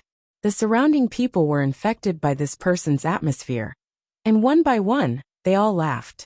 However, the man who walked 3 meters away from Yun Jian immediately held his stomach and laughed. Yun Jian suddenly glanced at him from the corner of her eyes. She reached out her hand, and a blade flew along the track to the man's neck at a speed that could not be captured by the naked eye. One knife, and the throat was sealed. The man was still laughing, but his laughter suddenly stopped, and in the next second, he fell to the ground with a plop. The people who were laughing and mocking Yun Jian for being a little kid all stopped laughing instantly. Suddenly, the surroundings were silent. Chapter 1307. Just a moment ago, Miru was still growling angrily and wanted to rush forward. His delusional action of rushing forward abruptly stopped in the next second. It was because the man who mocked Yun Jian just now was killed by the flying dagger Yun Jian had thrown just like that. This young lady was definitely not as simple as she looked. Miru's impulsive desire to charge forward and kill Yun Jian on the spot was quelled at this moment. Miru was a European arms tycoon after all. The fact that he could climb to this position that countless people were waiting for meant that Miru was not someone who acted on impulse. Even if his daughter was brutally murdered, Miru could only glare viciously at Yun Jian from afar because of the power that Yun Jian had displayed earlier. Compared to Miru, the surrounding group of people were dumbfounded. The people who mocked Yun Jian along with the man who was killed earlier all shut their mouths. The place was silent. The crowd watched as Yun Jian walked toward Miru. Ce, who was walking side by side with Yun Jian, walked at the same time as well. Shueying, who was behind them, followed as well. Qingyu, Doya and the rest did not come over. Qingyu was still contacting the kosher mercenaries to deal with the incident earlier. At this moment, someone among the crowd saw Shueying, who was following behind Yun Jian and Ce. He's one of the 4 leaders of the Enhun group, Shueying. The crowd was stunned when they heard this. Even Miru's eyelids twitched. Miru clenched his fists. She killed his daughter. He would never let Yun Jian go.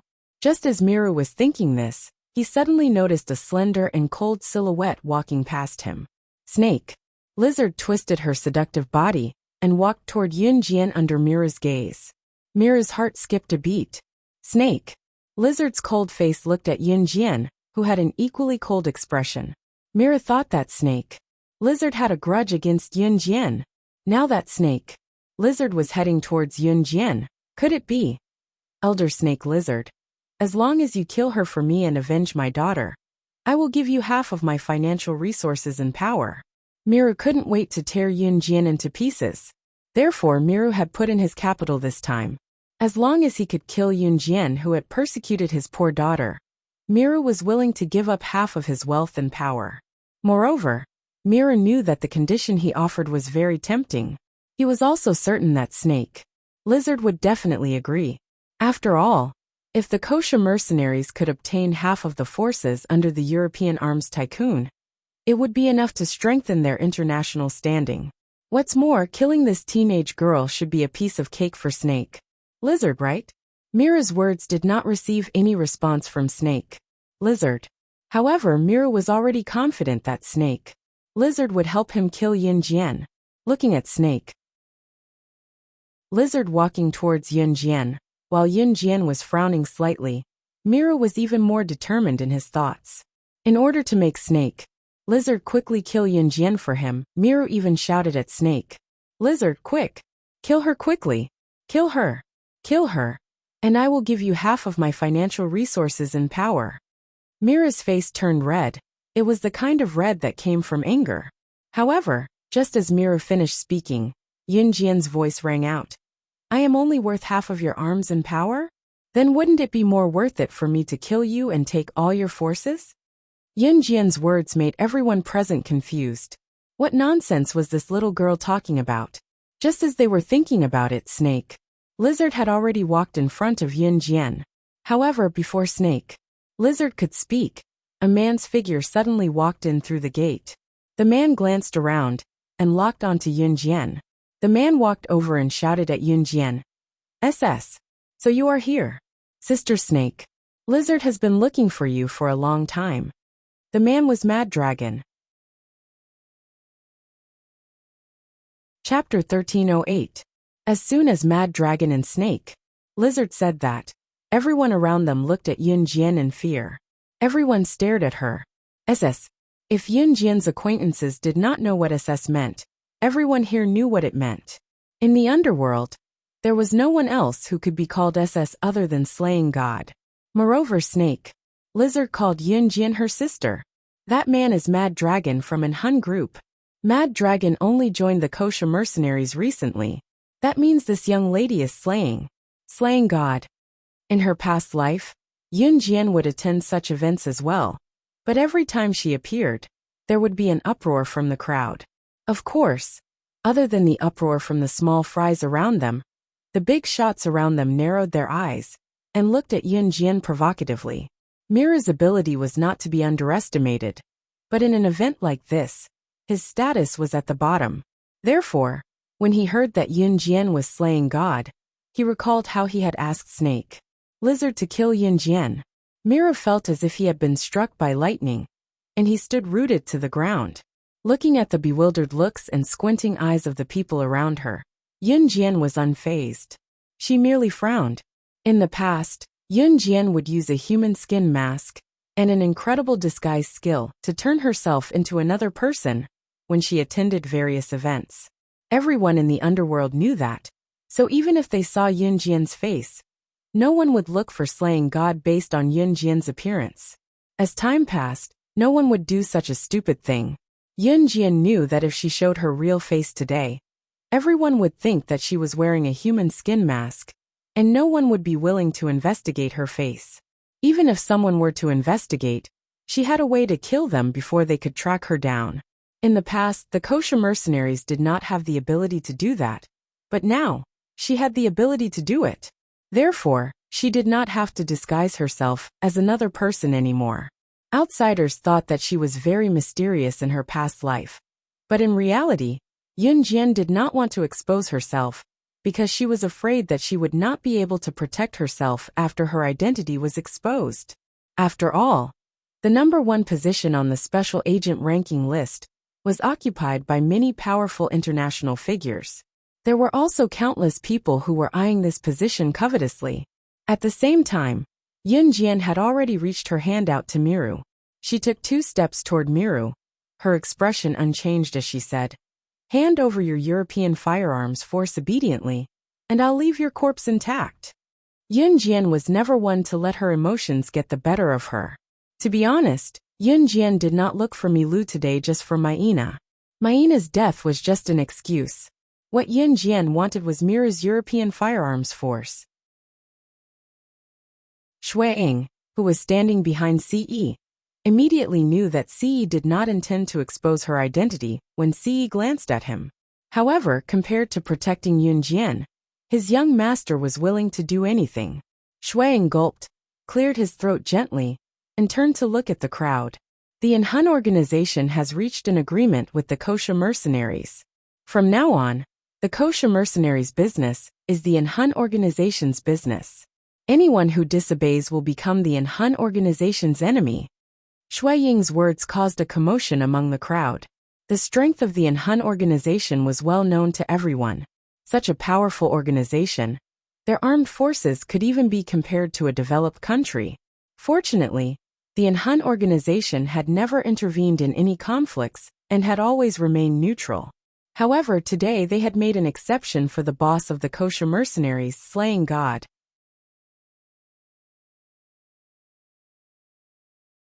Chapter 1309.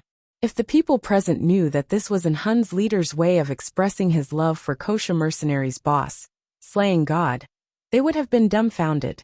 Just now, Mira still had a trace of a fluke heart, but at this moment, it was completely crushed. Kosha mercenaries and Hun had joined forces. Even the internationally renowned Inferno Ring was annihilated just like that, let alone a small European arms tycoon like him. It's over. My life's work. It's over just like that. Miru understood his situation very well. He reached out his hands and howled at the sky like a madman. Then Miru sat on the ground completely paralyzed. He was done for. The European arms tycoon would have a successor, but he had offended slaying God, the boss of kosher mercenaries. Did he still have a chance to live? The people around were affected by Mira's howls, and their faces turned pale with shock. Lizard, I'll leave him to you, Yunjian said to Snake. Lizard, after squinting at Miru. All right. Snake. Lizard nodded. Miru would not be able to escape death. It was Yunjian's principle to eliminate the source of trouble. She would not give Miru a chance to make a comeback. Yunjian had handed over some of the organization's matters to Snake, Lizard and Tiger. Leopard. Although she was a hands-off boss, she was still the one who handled most of the important matters personally. Yunjian was dragged away by CE before the third global underground tea party ended. The tea party started early in the morning and lasted until midnight. However, Yunjian was dragged out by CE halfway through the tea party. Everyone present noticed this, but no one dared to speak carelessly. That was slaying God. CE did not care about Hun's matters at all. He was even more thorough than Yunjian in being a hands-off boss. CE did not say a word throughout the whole process. It was Shuang who did what he wanted. In fact, if Yunjian didn't attend this year's tea party, CE definitely wouldn't have come. Of course, if Yunjian came to participate, then everything would be different. Qingyu had just finished dealing with what had happened and walked into the ball, seeing a mad dragon standing beside Snake. Lizard.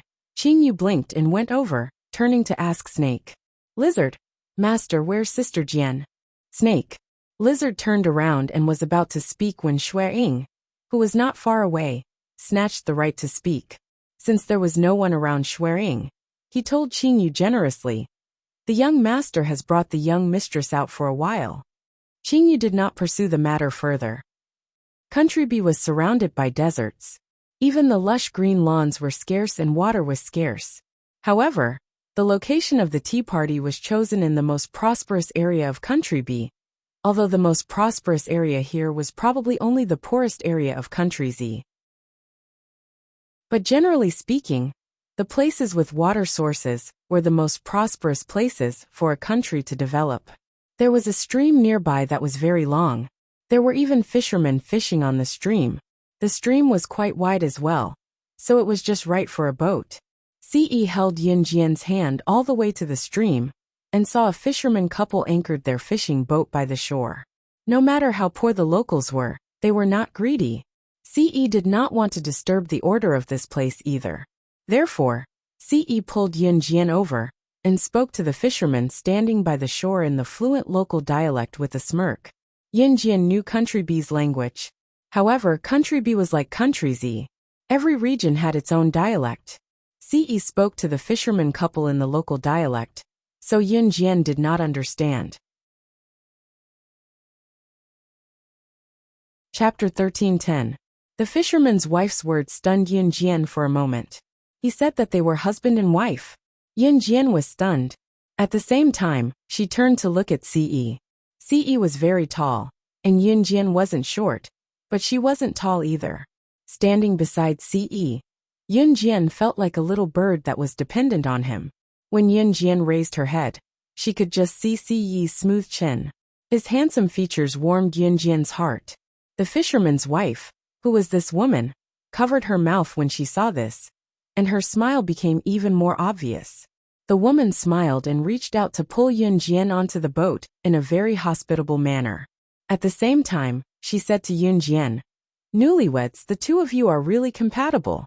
This young man is so handsome and dotes on you a lot. Young lady, you're really lucky." As she spoke, the woman had already pulled Yunjian onto the boat. She even reached out to pat the back of Yunjian's clean hand. Then, she said to Yunjian, "Sigh. To think that my husband didn't treat me so well in the past. If he treated me so well, I wouldn't be able to wait to empty out everything I have for him." The woman was joking with Yunjian.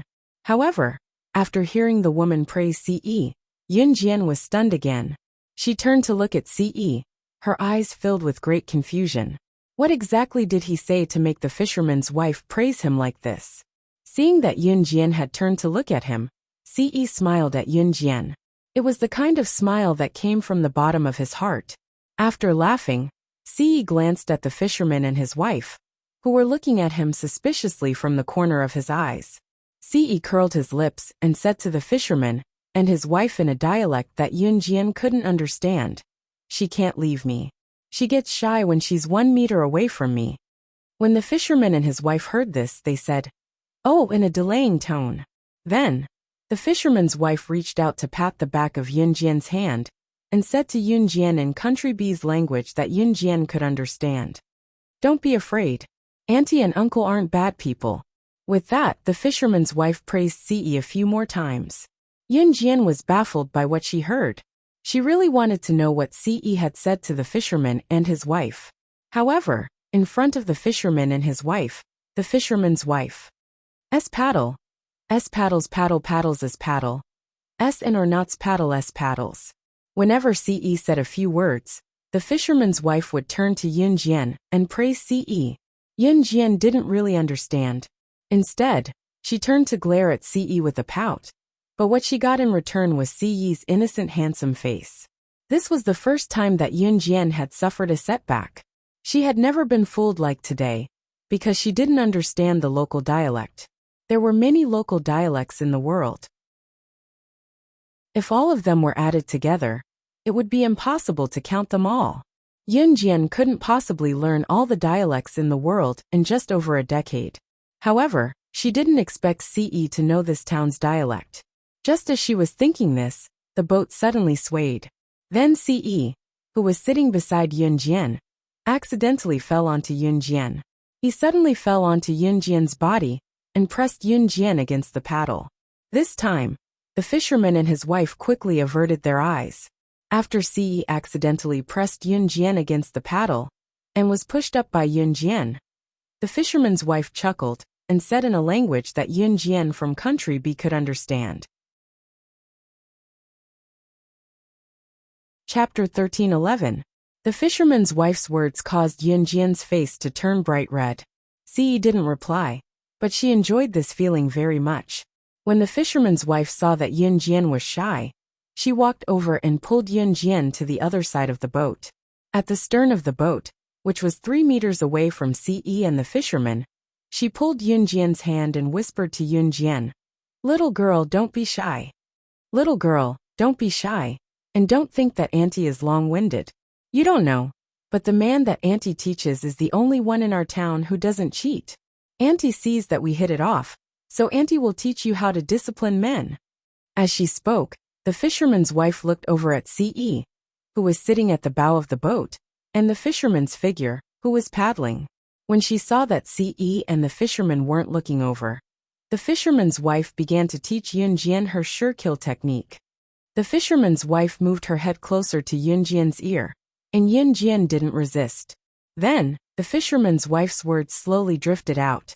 "Auntie is telling you women, you can do whatever you want, but once you're in bed, you have to serve your man with all your might. Don't be shy."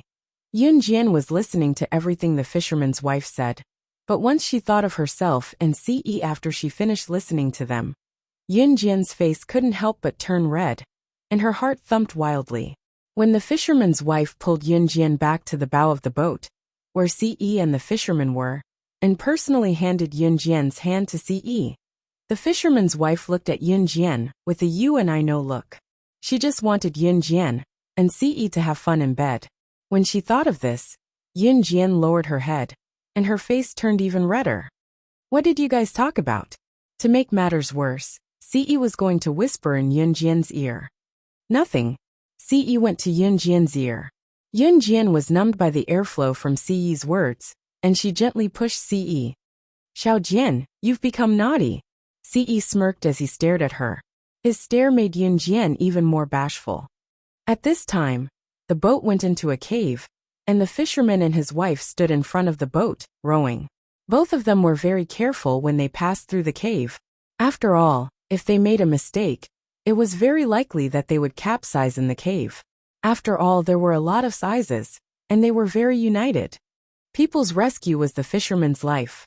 However, if the boat capsized in the cave, the vagrants would not be able to see it at all, even if they screamed for help. Therefore, the fisherman and his wife were rowing the boat seriously with their backs facing Yunjian and Ce. The moment they passed the cave, Ce suddenly bent down and pressed Yunjian's head with one hand, while he pulled Yunjian's head closer to him with the other. However, he bent down and kissed her little mouth that didn't have time to react. It was an exciting action since the fisherman and his wife were standing not too far away. It was not like there was no light in the cave. If the fisherman's wife saw her and Ce doing it right in front of them, would it not prove that she and Ce were burning with desire and thirst? Yunjian pushed Ce a few times, but Ce stayed where he was and kissed her on the lips. It was only when they were about to leave the cave, and the fisherman's wife turned around, that Yunjian pushed Ce away. However, because she pushed a little too hard, and both of them were inexperienced, their lips were pushed away in time when they pushed Ce away, making a muffled sound. The sound made Yunjian straighten her back. Chapter 13:12. The fisherman's wife's question made Yunjian, who had straightened her back, shake her head and answer, "I didn't hear you." Yunjian was the most obedient now. Ce's heart itched at the sight. He felt like he should hold Xiao Jian in his arms, and not let anyone see her beauty, because her beauty was his. It could only be his. It's probably the fishes in the stream kissing in heat. There's a lot of fishes in this stream. It's summer now and the fishes are all out. They're in heat now. The fisherman explained with a laugh. Then he rowed the oar again. There was no end to the stream, but the spot where the fisherman and his wife usually rowed and fished was already at the end. Since the fisherman and his wife did not know if there would be other dangers over there, they did not plan to continue rowing. You too have to live a good life. When they bid farewell to Yunjian and Ce, the fisherman and his wife leaned against each other affectionately as they watched Yunjian and Ce and waved at them. The fisherman's wife said in a friendly manner. The fisherman and his wife were adamant that they did not want a single cent from Yunjian and Ce. They even said that they were bringing Yunjian and Ce along the way. Yunjian and Ce thanked the fisherman and his wife. When they were about to leave, the fisherman's wife even asked them to stay with a grin. "You two really don't need to stay at my place for a night. My house's soundproofing is really the best within a 10-mile radius."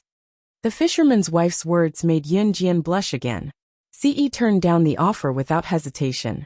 It was only then that Yunjian and Ce headed back. Since Yunjian and Ce had come out in the afternoon, it took them almost the entire afternoon to travel from upstream to downstream. When they returned to the ball, it was already time for dinner. However, Yunjian and Ce did not plan to have dinner here. They planned to return to Country Z's Longmen City directly. Ce had sent a helicopter to return to Country Z with Yunjian. Snow Eagle, Snake, Lizard, and Mad Dragon had to stay and return the next day after the ball ended. Before they left, Yunjian met Doya and Charlotte. Doya and Charlotte had simply covered Mayina's body with a white cloth and tried their best to piece her together. The parts that were damaged by Mira could never be recovered. When Yunjian went to meet Doya and Charlotte, both of them were kneeling in front of the white cloth that covered Mayina's body without uttering a word. Yunjian went over and gently placed her hands on Doya and Charlotte's shoulders. After 2 seconds of silence, she said, "Only when you become stronger can you protect the people you want to protect." Hearing Yunjian's voice, Doya turned to look at her. Doya could hear the slight sadness in her voice. Doya asked in return, "You're so strong. Will there be times when you can't protect the people you want to protect?" Hearing Doya's question, Yunjian suddenly clenched her fists. The death of the little girl and her younger brother in her past life was still vivid in her mind. Yunjian released her fists quickly, without any change in her expression. Silence, dead silence. Just when Doya thought that Yunjian would not speak, she suddenly heard her reply solemnly. Yes. She was strong, but she was not God. She was not omnipotent. Even she, slaying God, would make mistakes. "I heard that you're going to Country M first, before reporting to the mercenary group?" Yunjian broke the silence. This time it was Charlotte who spoke. Her eyes were dull, and her lips were pale, as if she was reminiscing about the past. Country M is Na's hometown. She was abducted by an assassin organization when she was 15. We met in the organization. She told me a long time ago that she had family, But she didn't want to drag them down with her identity as an assassin. She once said that if she couldn't wait until she became strong enough to go home and die before she could, she asked me to bring her back to her hometown. Chapter 13:13. If Yun Jian lowered her head to look at Charlotte, she could see the glint of clarity in the girl's eyes that glinted in determination. Charlotte forced herself to sound normal, but her hoarse voice betrayed her emotions. She clenched her fists tightly as she stared at Mina's body that was covered by the white cloth. Suddenly, a teardrop silently flowed down from the corner of Charlotte's eye, sinking into the dust. She shed tears because of Mina's death, and for herself who was still living in such a cruel world. Yun Jian, I'll definitely become a powerhouse. I'm grateful that you've avenged Mina and given Doya and I the chance to join the kosher mercenaries. Charlotte wiped her tears away and stood up. She turned around and looked straight at Yun Jian. You don't have to thank me. You should be thanking yourself. Yun Jian gave Charlotte a nonchalant smile before she turned and walked out. She did not help Doya and Charlotte for no reason. Doya and Charlotte were good seedlings. She allowed them to join the kosher mercenaries to nurture them, so that they could be used by the kosher mercenaries in the future. She was not a saint. Of course, if Doya and Charlotte betrayed the kosher mercenaries one day, she promised that she would kill them personally. Not all of the international bigwigs were present at this underground tea party, but it was undeniable that many bigwigs were present. Yun Jian and Ce did not join the party and left the rest to Snake, Lizard, Qingyu and Shuang. Ce sent a helicopter to bring Yun Jian back to Country Z overnight. It took some time to return to Country Z. Other than the pilot, there were only Yun Jian and Ce in the helicopter. At this moment, the pilot of the helicopter was like a blind and deaf person. He didn't dare and wouldn't turn his head to look behind him. Of course, this fueled a certain someone's ambition. Ce sat beside Yun Jian, his body pressed tightly against Yun Jian's side, enjoying the girl's soft and beautiful touch. When Ce leaned over, Yun Jian's cheeks flushed. When Ce's large palm covered her small hand, Yun Jian stepped back slightly since the pilot was still sitting in front of them. Yun Jian's shyness tickled Ce's heart. Ce grabbed Yun Jian's hand and pulled her into his embrace. Xiao Jian. Ce's low magnetic voice rang. Yun Jian was pulled into Ce's embrace. Feeling Ce's firm chest, she thought it was his fresh scent. Since there were other people around, she pushed Ce. Don't. There's someone here. Yun Jian's voice was even more misleading. Just as she said that, Ce pressed Yun Jian's head down and kissed her on the lips. No one saw the murderous glint that flashed across the pilot's eyes in the pilot's seat. In the next second, just as Ce kissed Yun Jian, the pilot flipped his hand, and a machete appeared in his hand. Chapter 13:14. The pilot's actions were so sudden that there was no time to react. However, Ce, who had just kissed Yun Jian, suddenly reacted. He immediately moved away from Yun Jian's tender lips and kicked the pilot viciously towards the left side of the helicopter door. Yun Jian had already reacted. She followed closely behind Ce and pulled open the helicopter door at the same time. The pilot who had tried to assassinate Yun Jian and Ce had never expected that Yun Jian and Ce would still be so vigilant despite being so lovey-dovey. Yun Jian pulled open the helicopter door at the same time. The pilot was kicked out of the helicopter by Ce. Then the pilot fell from a few thousand meters in the air like a kite with a broken string. Yun Jian could only hear a blood-curdling scream before it disappeared into the clouds. No one had expected the pilot to suddenly assassinate her and Ce. However, Yun Jian and Ce weren't surprised. They were already used to such a life. However, what shocked Yun Jian was that she hadn't discussed this with Ce beforehand. The two of them had actually worked together to kick the pilot out of the helicopter door. Just as he was thinking about this, a series of rapid beeping sounds suddenly rang out. Yun Jian's eyes darkened, and her expression changed slightly. Ce's tall figure was already in the pilot's seat. His slender fingers were typing a series of English buttons on the helicopter's controls. Ce's expression darkened slightly. This helicopter has been injected with the latest bomb. In 2 minutes and 49 seconds, It will ignite the engine and explode on the spot. Since the pilot had dared to assassinate Yunjian and CE in the helicopter, he must have been prepared to die. There were many puppet assassins in this world. These puppet assassins were trained by certain organizations or important figures. These puppet assassins have been thoroughly brainwashed. At the same time, their greatest characteristic was that they were willing to sacrifice their own lives in order to kill their targets. This was because they had been implanted with the belief that sacrifice was glorious. Ordinary people wouldn't be able to understand this. However, these puppet assassins only obeyed their master's orders. The pilot had most likely listened to someone's orders and was determined to die together with CE and Yunjian. Yunjian skillfully searched the helicopter for a parachute, but didn't find anything. There are no parachutes here, Yunjian said. However, she wasn't surprised.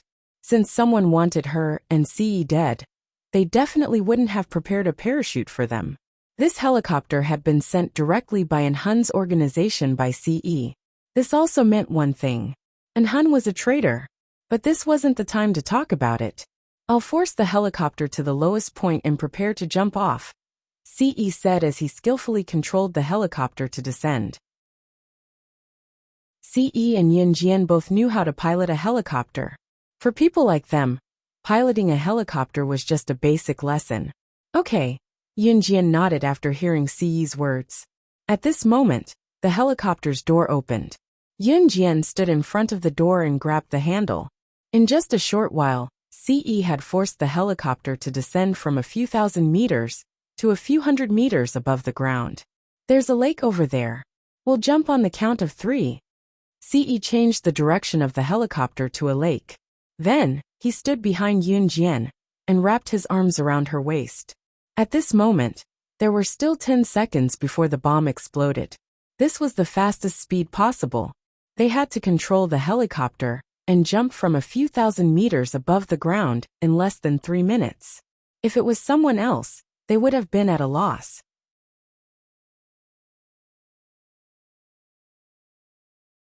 He used his body to hug her tightly and protect her at the same time. He didn't let her get hit by the debris and the strong impact of the explosion. However, the price he paid was that his back was bleeding profusely. She could imagine how painful it was just by looking at it. However, CE didn't even cry out in pain. He just hugged Yunjian. In fact, if CE hadn't protected her, she wouldn't have gotten hurt at all. Yunjian would have at most suffered some minor injuries from flying out of the helicopter, and some scrapes from the debris. However, CE's actions just now had prevented her from getting hurt at all. He would rather get hurt himself than let her get hurt in the slightest. Yunjian didn't know what to say at this moment. She looked at CE's handsome face, which didn't even frown. Yunjian wasn't good at expressing her feelings, but at this moment, she was so touched that she would agree to anything he wanted her to do without hesitation. Chapter 13:16. Now is not the time to talk about this. Yunjian stood up and looked around before asking in fluent English, "What's the matter? Does anyone have a knife, hot water, or a towel? Lend it to me, and I'll thank you handsomely in the future." The most important thing now was to deal with the injury on CE's back. CE did not treat the injury on his back as an injury at all. Despite the stinging pain, CE acted like he was not injured at all. Instead, he stood up and pulled Yunjian to check her up and down. He was relieved when he saw that Yunjian was unharmed. As for the injury on his back, it was nothing. Yunjian asked in English because she did not know where they were. English was the world's common language. No matter how poor this place was, there should be someone who knew English. In spite of it, Yunjian was right. There was someone who knew English here. Just as Yunjian finished her question, a young girl around the age of 12 or 13 came out and told Yunjian in the same English as she looked at Yunjian, "Jiejia, I have one at home. Let's go to my house." The girl was pretty with big eyes and a small nose, but she was dressed in rags. Thanks." Yunjian nodded and followed the girl to her house with CE. Yunjian used a knife to remove all the shrapnel from CE's back and treated all his wounds. The strands of hair that flew out from the explosion of the helicopter were so strong that they sank into CE's back. The wound was deep as well. If an ordinary person were to suffer such a severe injury, they would have died long ago. When Yun Jian treated Siyi's wounds, he kept his head turned to look at her. Even when the pain was unbearable, he did not cry out. When Yun Jian used the crude equipment as surgical tools for the operation, Siyi suddenly told Yun Jian, "Xiao Jian, let's get married." Yun Jian was stunned. Then she said, "We're not at the age of marriage yet."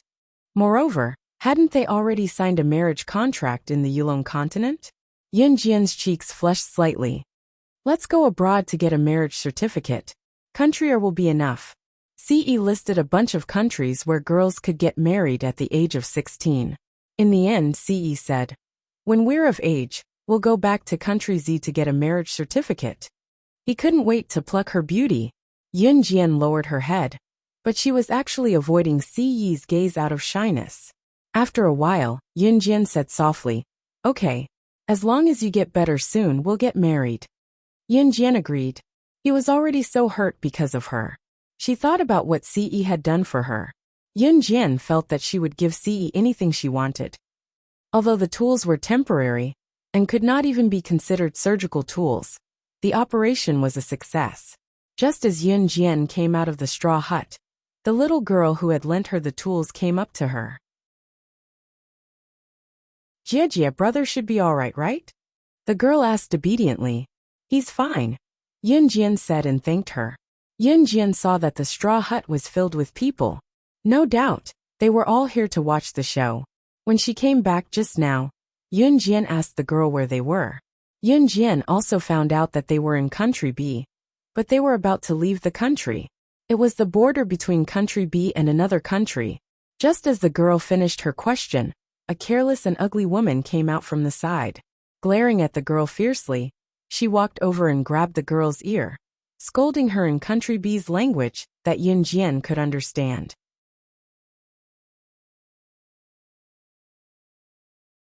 Chapter 13-17. The woman was very ugly. Her face was covered with red pimples, and her nose was flat. She was so fat that she looked like a woman who could barely walk. She grabbed the little girl's ear and scolded her. Then she slapped the little girl in front of everyone. The slap caused the little girl to fall to the ground. There were no dialects in this village.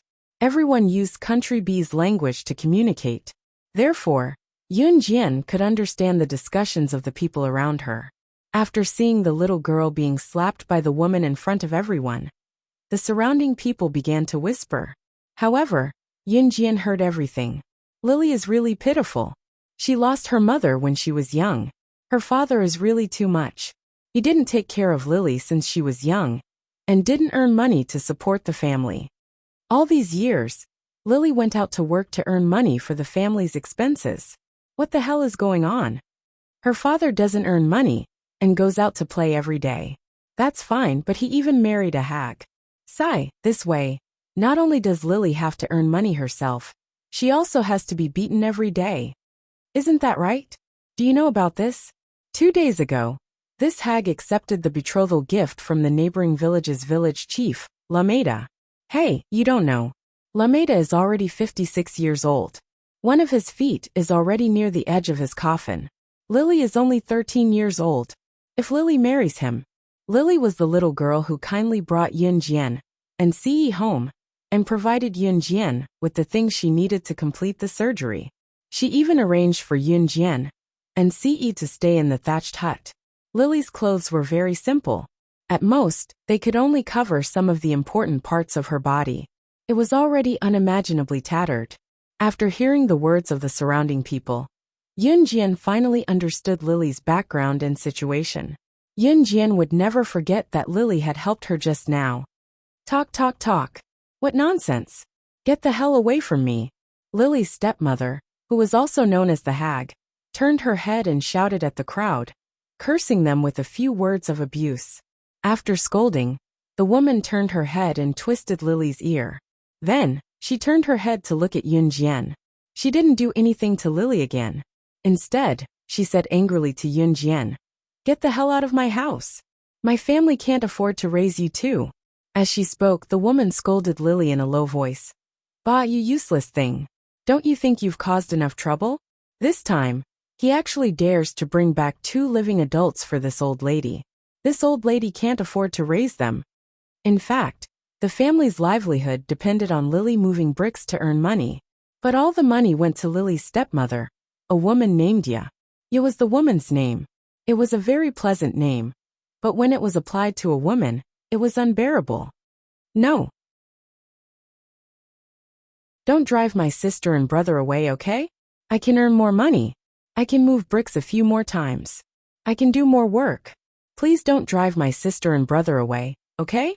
My sister and brother fell into the river. My brother is seriously injured. They won't have anywhere to go. When Lily heard this, she immediately knelt down and begged Ya. Lily didn't call Ya mother or mother. Lily was a very kind girl. Usually, when she saw injured animals like rabbits in the mountains, she would bring them home. When the animals recovered, she would send them back to the mountains. Lily's kindness was obvious to everyone. Ya was a very vicious woman. After hearing this, she ran to the side and pulled out a long rattan. Then, she rushed to Lily and waved her hand. They're pitiful, but I'm pitiful too. You wretched girl, useless thing. This old lady will whip you to death. As soon as the last word was spoken, Ya waved the rattan vines and whipped Lily's body. Lily was so scared that she closed her eyes. But the rattan didn't succeed in whipping Lily. A pair of white little hands grabbed the rattan that was waving in the air.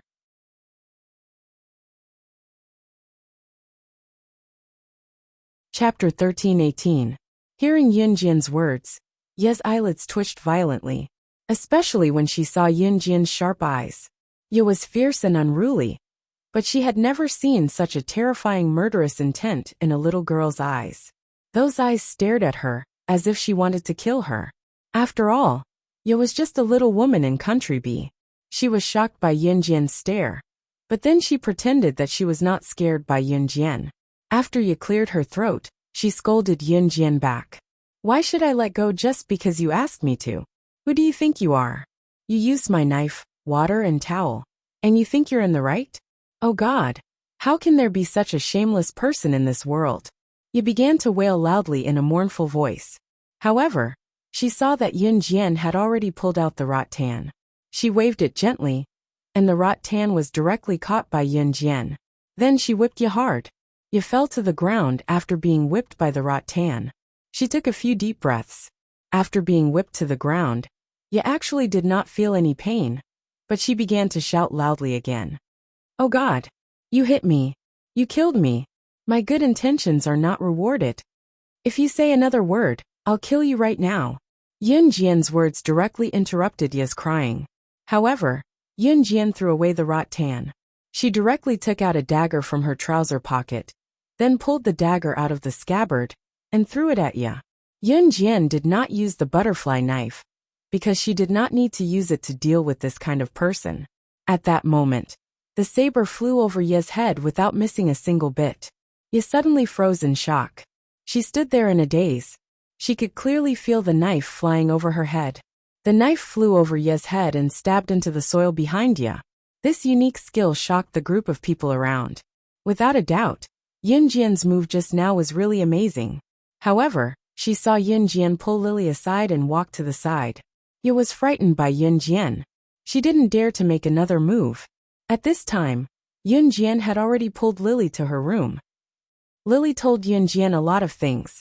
Of course, she also talked about her background and where they were. Lily lowered her head when she talked about her background. She said to Yunjian, My stepmother will sell me to someone else in a few days, but I already have someone I like. Lily said that the person she liked was also very poor. They had met when they were carrying bricks together. The boy she liked was 15 years old this year. He had gone to school before, so he knew a little English. Lily wanted to go to school, but she had no money. Therefore, when Lily knew English, she secretly learned it from the boy. Yunjian asked Lily some questions, and listened to Lily talk about her background. She closed her eyes and made up her mind. Yunjian slept with Ce. The next day, Yunjian was disturbed by a commotion outside the door. When she walked out, she saw 3 or 4 men trying to drag Lily away. At the front was an old man in his 50s or 60s with a cigar in his hand. He was old enough to be Lily's grandfather. This old man was the village chief of the neighboring village, Lameda. In this poor place, his family was very rich. Bah, useless thing. I really can't tolerate you for a day. Hurry up and leave. It's lucky for you to be able to follow village chief Lameda. Ya cursed at Lily. It was Ya who called village chief Lameda and asked him to take Lily away quickly. Village chief Lameda had already taken a fancy to Lily. At this moment, he couldn't wait to press Lily under his body and beg for pleasure. Therefore, when he heard that you wanted to take Lily away, he came over early in the morning.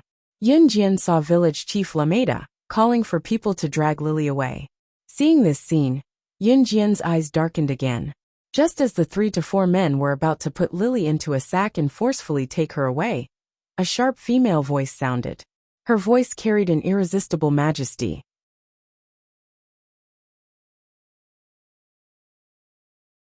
Chapter 13:19. Yunjian's frivolous voice carried a trace of dignity that couldn't be underestimated. Even the few men standing in front of her trembled when they heard Yunjian's words, but they quickly reacted. Who the hell is this? Lambada was originally smoking a cigar when he suddenly heard a female voice that he had never heard before. He was immediately stunned and turned to look at Yunjian. Lily was already half stuffed into the sack. She was rolling around and wanted to come out to say something, but was stuffed back into the sack by the few men. Because her mouth was covered with black tape, she could only make muffled cries for help. Lambada was already impatient to make a move on Lily. Now that he suddenly heard Yunjian's voice, he immediately looked over with a hateful expression. It's the people that my family brought back. Lambada, yesterday that woman even threatened me with a knife. I was threatened to take them in. You have to make a decision for me. This woman is too arrogant. My small family can't afford to raise them.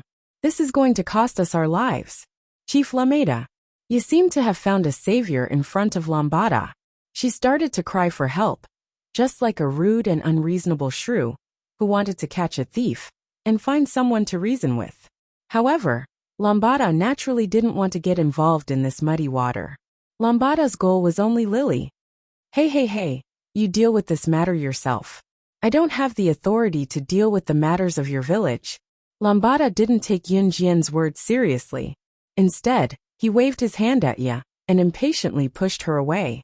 Then Lambada waved his hand and signaled the 3 or 4 men to carry Lily, who was already in the sack, and leave.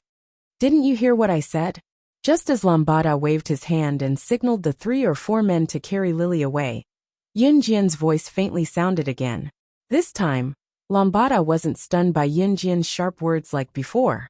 Instead, he felt that Yunjian's words were like a joke. Go, what can a little girl like her do? Can she do anything to us? Lambada waved his hand and said disdainfully. When Ya saw that the village chief didn't care about her anymore, she became anxious and rushed forward to stop the village chief. Hey, village chief, you can't leave. If you leave, what should I do? Yes, village chief, you can't leave.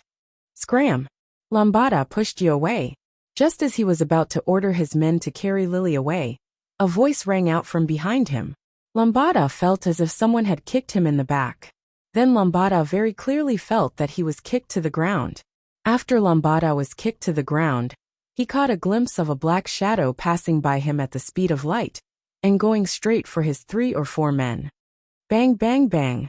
The sound of 3 bodies falling to the ground could be heard. In the next second, the 3 men brought by Lambada were kicked to the ground by Yunjian. Lambada reacted at this time and wanted to stand up. At this time, Yunjian stretched out her leg and stepped on Lambada's back. Her cold voice sounded at the same time. I'll give you the money for Lily. Also, you better disappear from my sight immediately.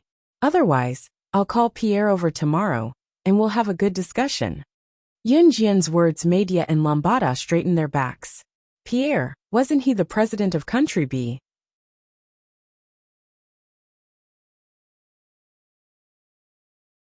Chapter 13:20.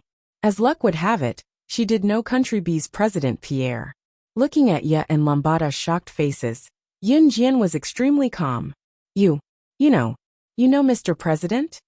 Not only was Ya shocked, even Lambada, who was being stepped on by Yun Jian, trembled and asked Yun Jian in a horrified voice. Lambada was the head of a village after all, and Yu was just an ordinary woman from the countryside. Ya's shock was definitely greater than that of village chief Lameda. Looking at their shocked expressions, Yun Jian crossed her arms in front of her chest and stepped on Lambada's back with one foot. "He's just a loser," Yun Jian said without exaggeration. Back then, Yun Jian had received a mission to kill the ministers under Country B's president Pierre. At that time, Pierre had just become the president and needed the support of his ministers to strengthen his position. Yun Jian killed the ministers under Country B's president one after another, which almost drove Pierre to the brink of despair. Pierre was considered a capable person. After searching for a long time, he finally found Yun Jian. Then he offered her a lot of money and begged Yun Jian not to kill his men. It was not an exaggeration to say that he knelt and begged her. That was because Country B could not find Yun Jian, even if they mobilized all their military forces, let alone kill Yun Jian. Pierre did that because he was at his wit's end. Yun Jian had already completed the mission and planned to stop. However, Pierre had given her so many priceless treasures. How could she not accept them? Who could say no to money? Later on, Yun Jian accidentally heard from others that Country B's president Pierre was afraid that she would suffer from sequelae. There was once when someone mentioned the name Slaying God in front of Pierre. He was so frightened that he rolled off the dining table in a sorry state. After hearing Yun Jian's words, Lambada and the rest did not think that Yun Jian was joking at all. After all, everyone had seen Yun Jian's ability earlier. How could an ordinary little girl be so powerful? If it was an ordinary girl, with the actions of Lambada village chief just now, she would have been scared to the point of crying for her parents. Cough cough. The village chief had no choice but to look at Yun Jian again. After staring at Yun Jian for 2 seconds, he said to Yun Jian weakly, "Do you really know the president?" Regardless of whether it was the village chief or Ya, the identity of the president was a figure that they would never see in their entire lives. Therefore, when they found out that Yun Jian knew the president, regardless of whether this matter was true or not, the attitude of the village chief and Ya towards Yun Jian would be greatly reversed. Yun Jian had already lifted her foot from Lambada's back. At this moment, she was standing coldly to the side. "But you are just the president of B country. Do I need to talk nonsense?" Yun Jian said softly. The village chief's eyes immediately turned. He quickly ran over and kicked the 3 or 4 men who put Lily into the big sack, and then roared in a low voice, "Hurry up and let go! Let go!" The 3 or 4 men were shocked, but they quickly pulled Lily out of the sack, and then untied the black tape on her mouth. Lily took a few breaths loudly, but there was no trace of fear on her face. At this time, Lily's stepmother, Ya, also ran to Yun Jian. She changed her previous shrewish look, and now she even flattered Yun Jian. "It was my fault before. I deserved to be beaten. I deserve to be beaten. Don't hold a grudge. I have a sharp tongue but a tofu heart. Yun Jian didn't listen to what you said.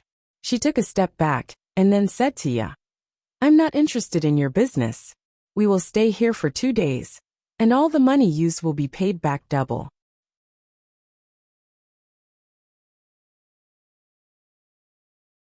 Chapter 13:21.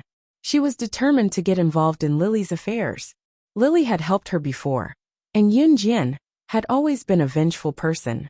Moreover, it was just a small matter to her, but to Lily, it was a major event in her life. Yun Jian lowered her eyes at the thought of this. Yu was still standing in front of Yun Jian. When she saw Yun Jian's lowered eyes, she felt a little afraid. It didn't matter if Yun Jian really knew the president of Country B. If this matter was true, she wouldn't be able to compensate for it even if she had 100 heads. Yun Jian turned around and was about to enter the house, but she paused for a moment before turning to look at Ya. Her red lips curled up slightly, and her smile was a little strange. "I hope I never have the chance to see that scene again. Otherwise, I'll catch that old man Pierre tomorrow and have a good talk with you." After saying this, Yun Jian knew that her words were fatal to village chief Lambada and Ya. In other words, They were all afraid that she would really invite the president of Country B here. Therefore, Lily wouldn't be in danger for the time being. As for her and CE leaving the village, Yunjian believed that after she lost contact with CE Snake, Lizard and Snow Eagle would definitely find the site of the plane crash, and find this place very quickly. That was why Yunjian said that she would stay here for about 2 more days. After Yunjian entered the house, she closed the door. When village chief Lambada saw this, not only did he not stop her, he even heaved a huge sigh of relief. Then, village chief Lambada led his men and fled without even asking Ya for the money for the betrothal gift.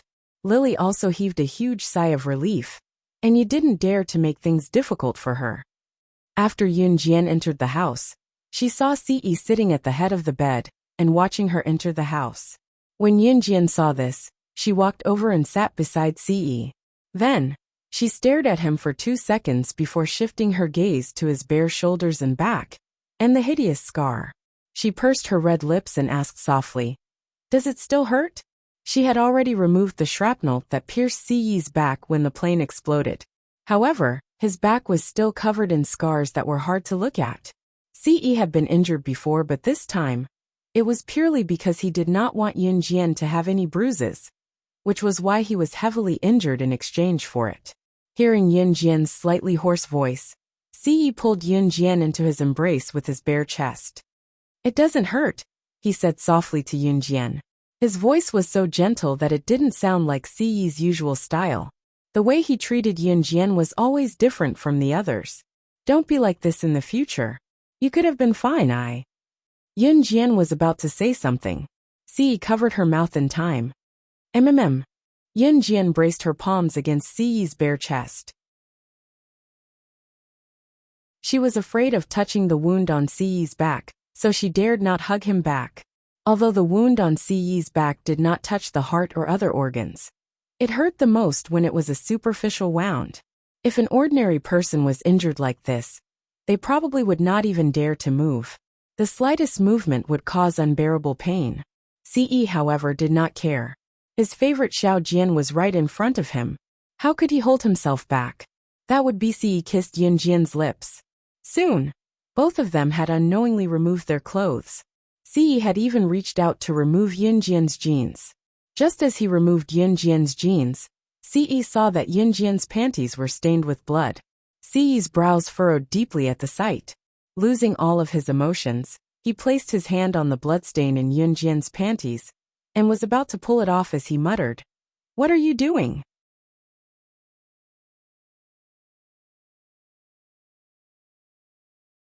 Chapter 13:22. There was a hint of anger in CE's words. It was the kind of anger that came from discovering that Yunjian was injured, but she did not tell him right away. Looking at Yunjian's underwear, it was covered in blood. Just by looking at it, CE could tell that the depth of the wound was probably deeper than his. She did not even say anything. CE reached out to tug at her wound angrily. Yunjian, who had not realized what was going on just now, suddenly snapped back to reality. Yunjian had never had a sense of timing when relatives visited. She had been on her period ever since she took over this body. In her previous life, Yunjian did not have a sense of timing when relatives visited either. Most of the time, it came when she was on a mission. Even when her period came, she still had to get into the water. Even if she had to fight a bloody battle, she had to complete her mission. In this regard, Yunjian had taken good care of herself after her rebirth. In spite of it, Yunjian had never had a sense of timing when relatives visited. It was always Qin Yiru, who helped her prepare the things she needed to change into. This time, Yunjian was completely unprepared. She didn't even realize that her period had come at this time. What was even more awkward was that she did not bring sanitary pads with her. "Don't. It's not an injury." Yunjian pressed CE's hand at once. In spite of it, her cheeks were flushed red, making Yunjian look even more embarrassed. "There's so much blood, It's not an injury?" CE asked, raising his voice.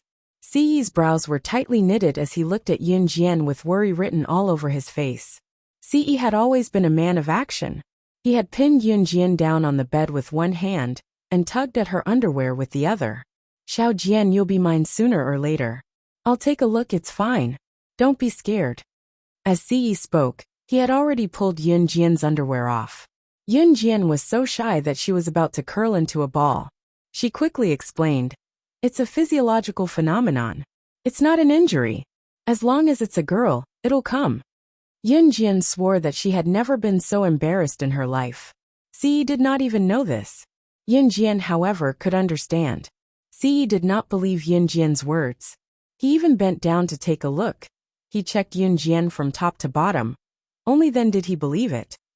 Yun Jian had already sat back on the bed and put her clothes back on. Ce believed her now. He was a little embarrassed, but once he thought about how he had seen his Xiao Jian's cough. After a while, Ce walked out of the house. There were only Yun Jian and Ce in the house. Yun Jian's pants were stained with blood, so she could not go out. Ce's back was injured, but he could still help Yun Jian get what she needed. Ce came out of the house and saw a group of Country B's rural women sitting in the courtyard. "You was here as well." When you saw Ce coming over, she stood up quickly. Ce was with Yun Jian. Yun Jian knew Country B's president, so Ye's attitude toward Yun Jian and Ce had changed completely. She dared not be rude to Ce and Yun Jian anymore. After Ye stood up, Ce walked over without a change in expression on his aloof face. When he reached them, he asked, "Do you guys have sanitary pads?" The women who were enjoying the shade stared at Ce in disbelief when they heard him. This young man looked like a decent person and was ridiculously handsome.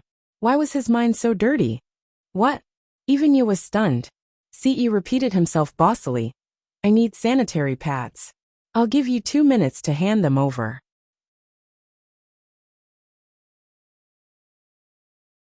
Chapter 13:23. Even though Country B was poor, women were still very conservative about their private matters. Usually, they wouldn't mention it in front of men. Even if they mentioned it in front of women, they would only talk about it in private. In spite of it, which man was like Ce? Putting aside the fact that he was a man, how could he ask such a simple question in front of everyone? There was a group of men in the distance who were enjoying the shade. Where did this young man come from? A woman blushed when she heard Ce's words. She was a little embarrassed. Ye quickly stood up. She didn't dare to provoke Yun Jian now. Hence she turned to Ce and said, I have it. Go back first, I'll bring it to you later." Ye just wanted Ce to hurry back to the house. When Ce heard that you would bring it to him, he walked towards Yun Jian's house without looking back. After Ce's tall figure disappeared in front of everyone, Ye heaved a sigh of relief. Then, Ye said to the group of women standing behind her, "That was just a misunderstanding. A misunderstanding. Don't take it seriously." Now that Yun Jian and Ce were living in her house, Ye felt that she had lost all face. However, Ye didn't dare to resist. I'll go take a look. You guys chat. Ye turned around and slipped away in front of everyone's eyes. In the house, Yun Jian was sitting on the bed with her hands on the bed. When she saw Ce enter the house, she turned around and pursed her lips. Her face was still red. "Did you borrow it?" "She will bring it over." Ce walked towards Yun Jian. He reached out and stroked Yun Jian's hair. His eyes were filled with affection. Because Country B was poor, the women here made their own sanitary pads.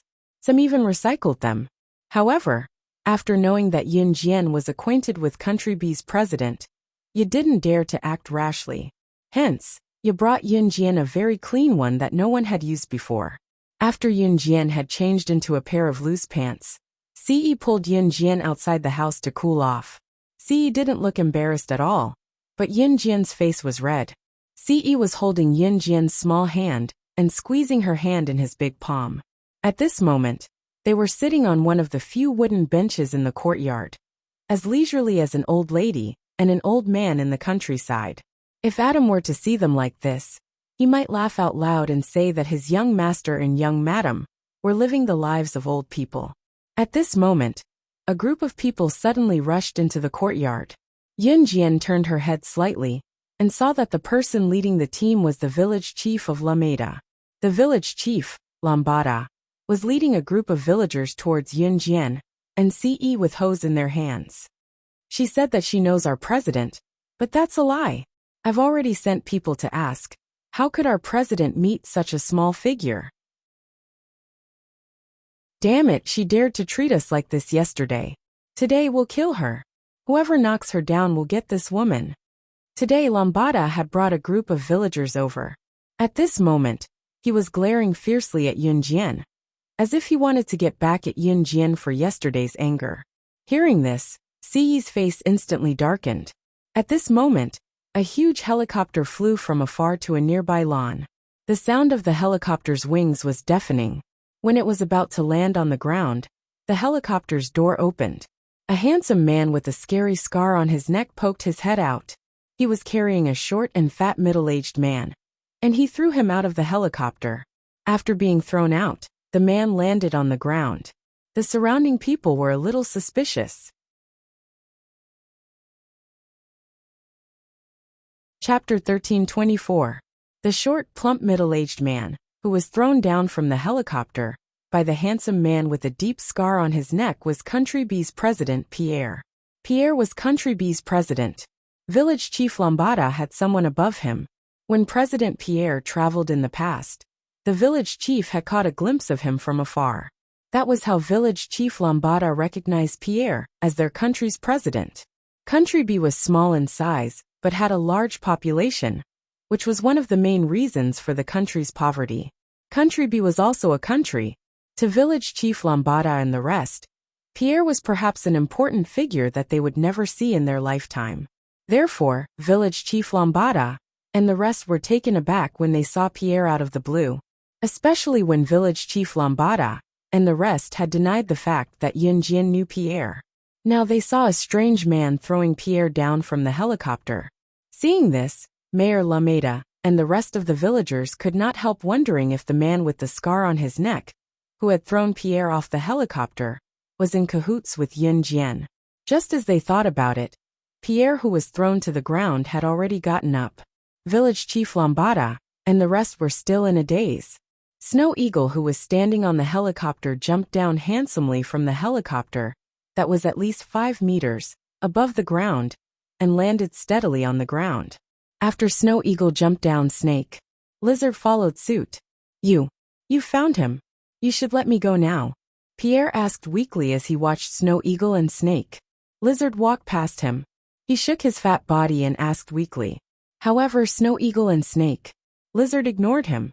Snow Eagle and Snake Lizard went to Yunjian, right in front of Village Chief Lambada and the rest.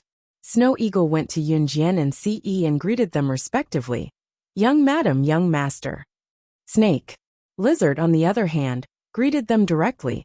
Sister Jian.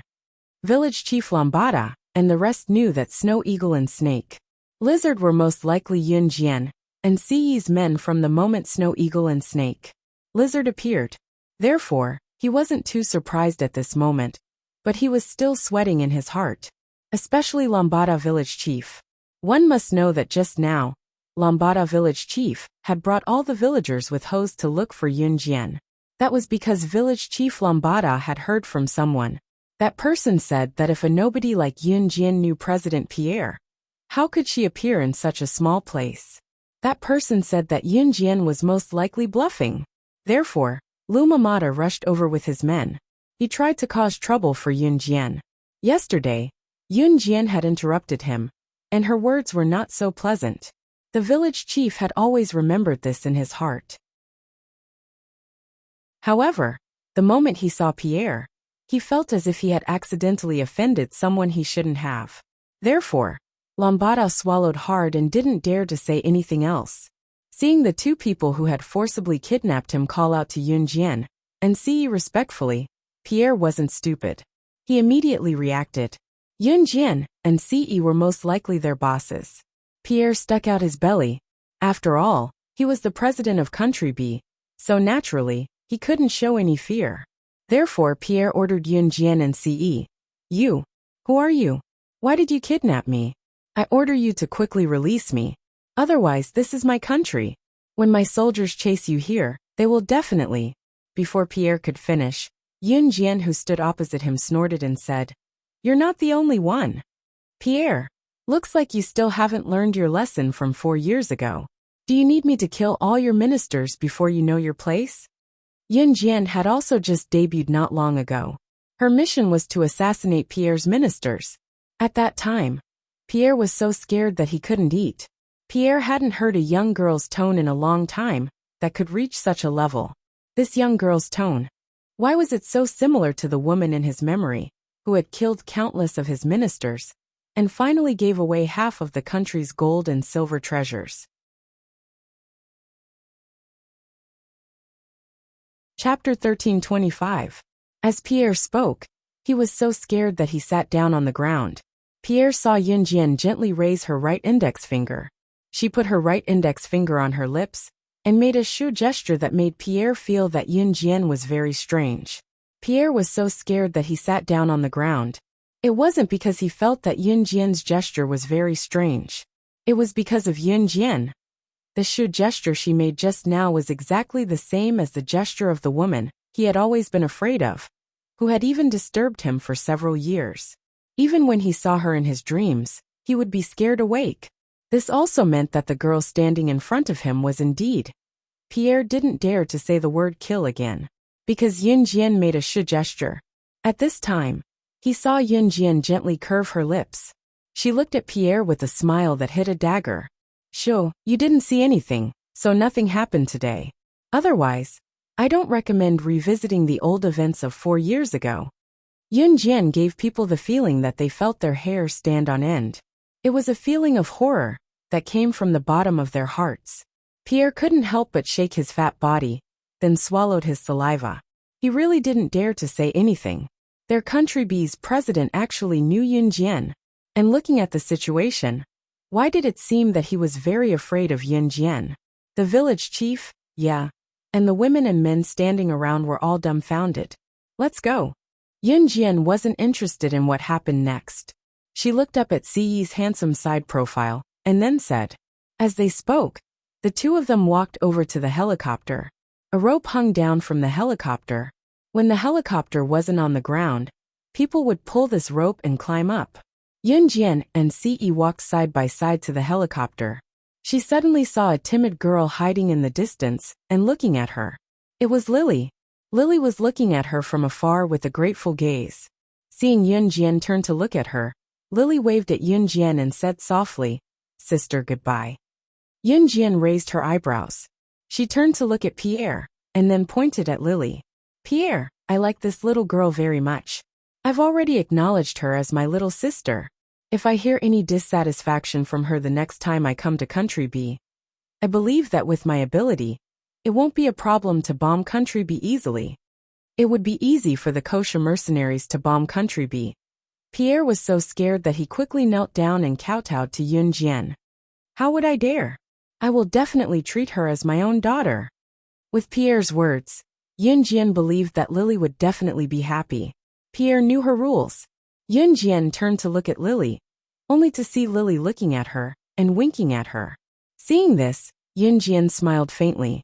Then, under everyone's gaze, she reached out and grabbed the rope hanging from the helicopter. In a few moments, she flew onto the helicopter. Ordinary people wouldn't be able to do this move so skillfully without practicing for 3 to 4 years. Therefore, the surrounding people were all dumbfounded. After Ce, Shuang and Snake Lizard boarded the helicopter, Shuang flipped over to pilot the helicopter. Shuang quickly left with Yun Jian and Ce.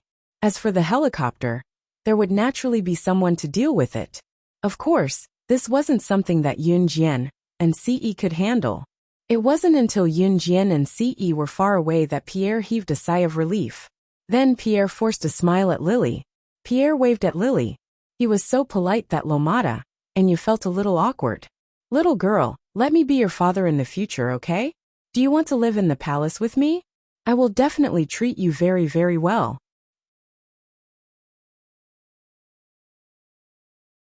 Chapter 13:26. There were only 4 people in the helicopter: Shuang, Snake, Lizard, Yun Jian and Ce. Qingyi did not come. She was still at the tea party in Country B. planning to accompany Doya and Charlotte to send Mayina's body back to Country M for burial before bringing the two girls back to the Kosha mercenaries. After all, the Kosha mercenaries were hidden. If Qingyu did not stay to lead the way, Doya and Charlotte would not even know where the Kosha mercenaries were. Moreover, Doya and Charlotte did not possess astounding hacking skills like Yun Jian.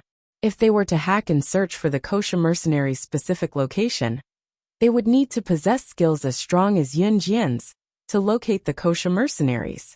However, they did not. They did not even know what a hacker was. Because of what happened before, the time to return to China was delayed. When Yun Jian and Ce returned to the country, it was already the 3rd of August. After sending Yun Jian back to Longmen City, Ce returned to Anhun with Shuang. Yun Jian was about to start school. Ce had planned to go to Min City with Yun Jian. Yun Jian was about to undergo a month of military training, while Ce would go straight to Senior 3 when he enrolled, so he did not have to go through military training. He wanted to see Yun Jian all the time. In spite of it, Ce had to return to Anhun personally to investigate who was the one who wanted him and Xiao Jian dead this time. Was it the mysterious person from Yulong mainland? Or was it someone else? This was a matter of life and death. He could not afford to be careless. Moreover, he was certain that there was a traitor in Anhun. Before he found Anhun's traitor, Ce would not give up.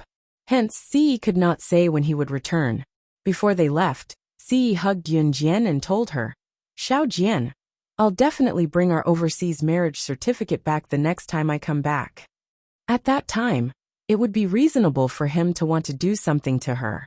Of course, when he was looking for the traitor of Anhun, he could also sneak into the military training area to look for Yun Jian. If Adam was standing here right now, he would probably clap his hands and shout that if his young master could resist sneaking off to Yun Jian's military training grounds to look for her for a month, he would eat shit in front of Shui Ying and the other two. If Adam was here and Ce heard his inner monologue, Ce would probably slap *T on Adam's head. After Ce left, Yun Jian prepared to officially report to the Min City Military Academy. "Xiao Jian, you have to take good care of your body when you go to school. You have to adjust your nutrition. Vegetarian and meat dishes have to be balanced. Don't be picky and eat everything. Girls your age, don't learn from others and try to lose weight. Let me tell you, Xiao Jian isn't fat. Don't lose weight like other girls. You have to eat your fill. Look at how skinny you are." Since Yun Jian was going to school, Qin Yiru pulled Yun Jian to sit on the sofa. Qin Yiru arranged a suitcase of clothes, placing them neatly into the suitcase, and nagging at Yun Jian. Yun Jian finally lost the ability to listen to Qin Yiru's nagging. Although she had already taken Qin Yiru as her beloved mother now, she had no choice but to accept her as her beloved mother. "I know, Mom." Yun Jian rubbed her forehead and interrupted Qin Yiru.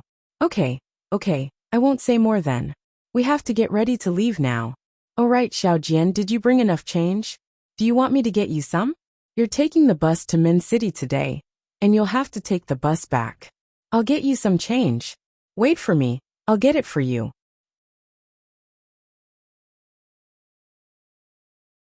Chapter 1327.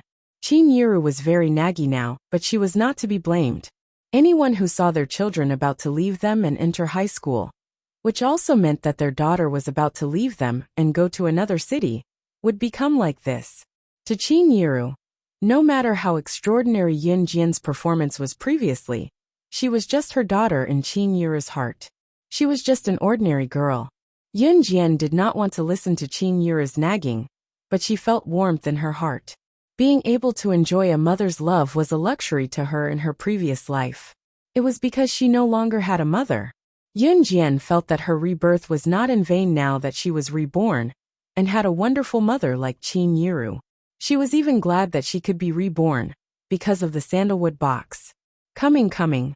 I've brought the change." Qin Yiru was afraid that Yun Jian would not wait for her and leave first, so she hurried down the stairs and stuffed a handful of change into Yun Jian's hand. "Xiao Jian, take this. You have to come home often when you're free in the military academy," Qin Yiru said as she helped Yun Jian lift the bulky suitcase and headed out. Yunjian carried a small, black, flashy backpack on one shoulder. There were no books in it, only a black pen, a butterfly knife, a bunch of razor blades and 2 daggers. This butterfly knife was not the one made from the god-slaying blade. Yunjian had hidden the butterfly saber made from deicide blade with her. Unless she took it out herself, no one would be able to retrieve it from her. Moreover, Yunjian usually carried 2 butterfly knives with her now. One was made from Godslayer blade, while the other was just a regular open-edged butterfly knife bought from a vendor. Yunjian hid the butterfly knife, made from Godslayer blade on her at all times, and would not dirty it when she did not need it. As for the other regular butterfly knife, Yunjian would throw it away and change it at any time if she dirted it.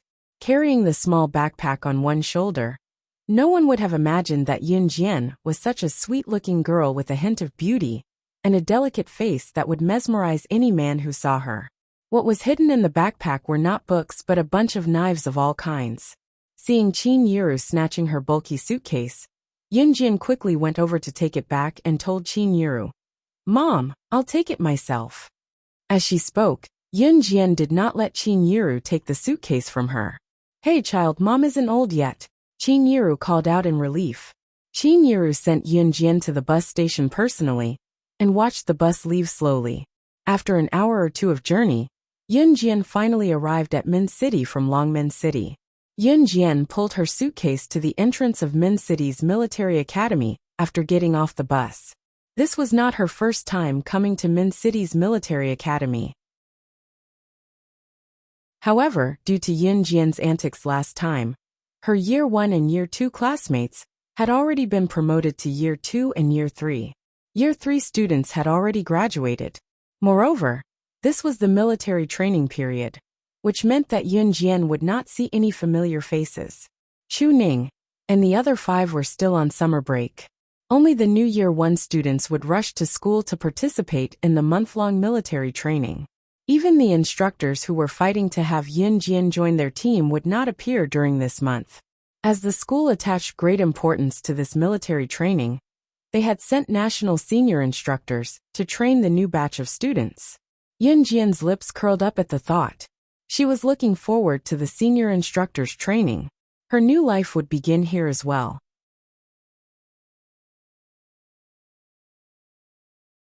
Chapter 1328. The school was still the same as the last time Yunjian came. The ground was very clean, but because a month of summer vacation had passed, there were a lot of fallen leaves on the ground. This also fully proved that the school was very environmentally friendly and green. There were fallen leaves, which meant that there were trees. A school with trees, the students who lived here breathed in the freshest air. Yunjian stepped on the hot summer day, not afraid of being exposed to the sun. She strolled from the school gate to the school's report board. Generally, when new students entered the school, they would look for their name on the report board and see which class they were in. Yunjian quickly found her name on the report board. At the top of her name was a big word, Grade 1 Class 2. Yunjian narrowed her eyes. She gently slung her black shoulder bag over her shoulder. When she turned to leave, a girl suddenly rushed up from behind. The girl rushed up, and because Yunjian turned around, she lost her balance. However, the girl still forcibly bumped into Yunjian with the mentality that as long as she didn't get hurt, it didn't matter what others did. Or maybe it was because she was unhappy with Yunjian standing there and wanted to fiercely push Yunjian away. She moved closer to the report board and bumped into Yunjian with her shoulder.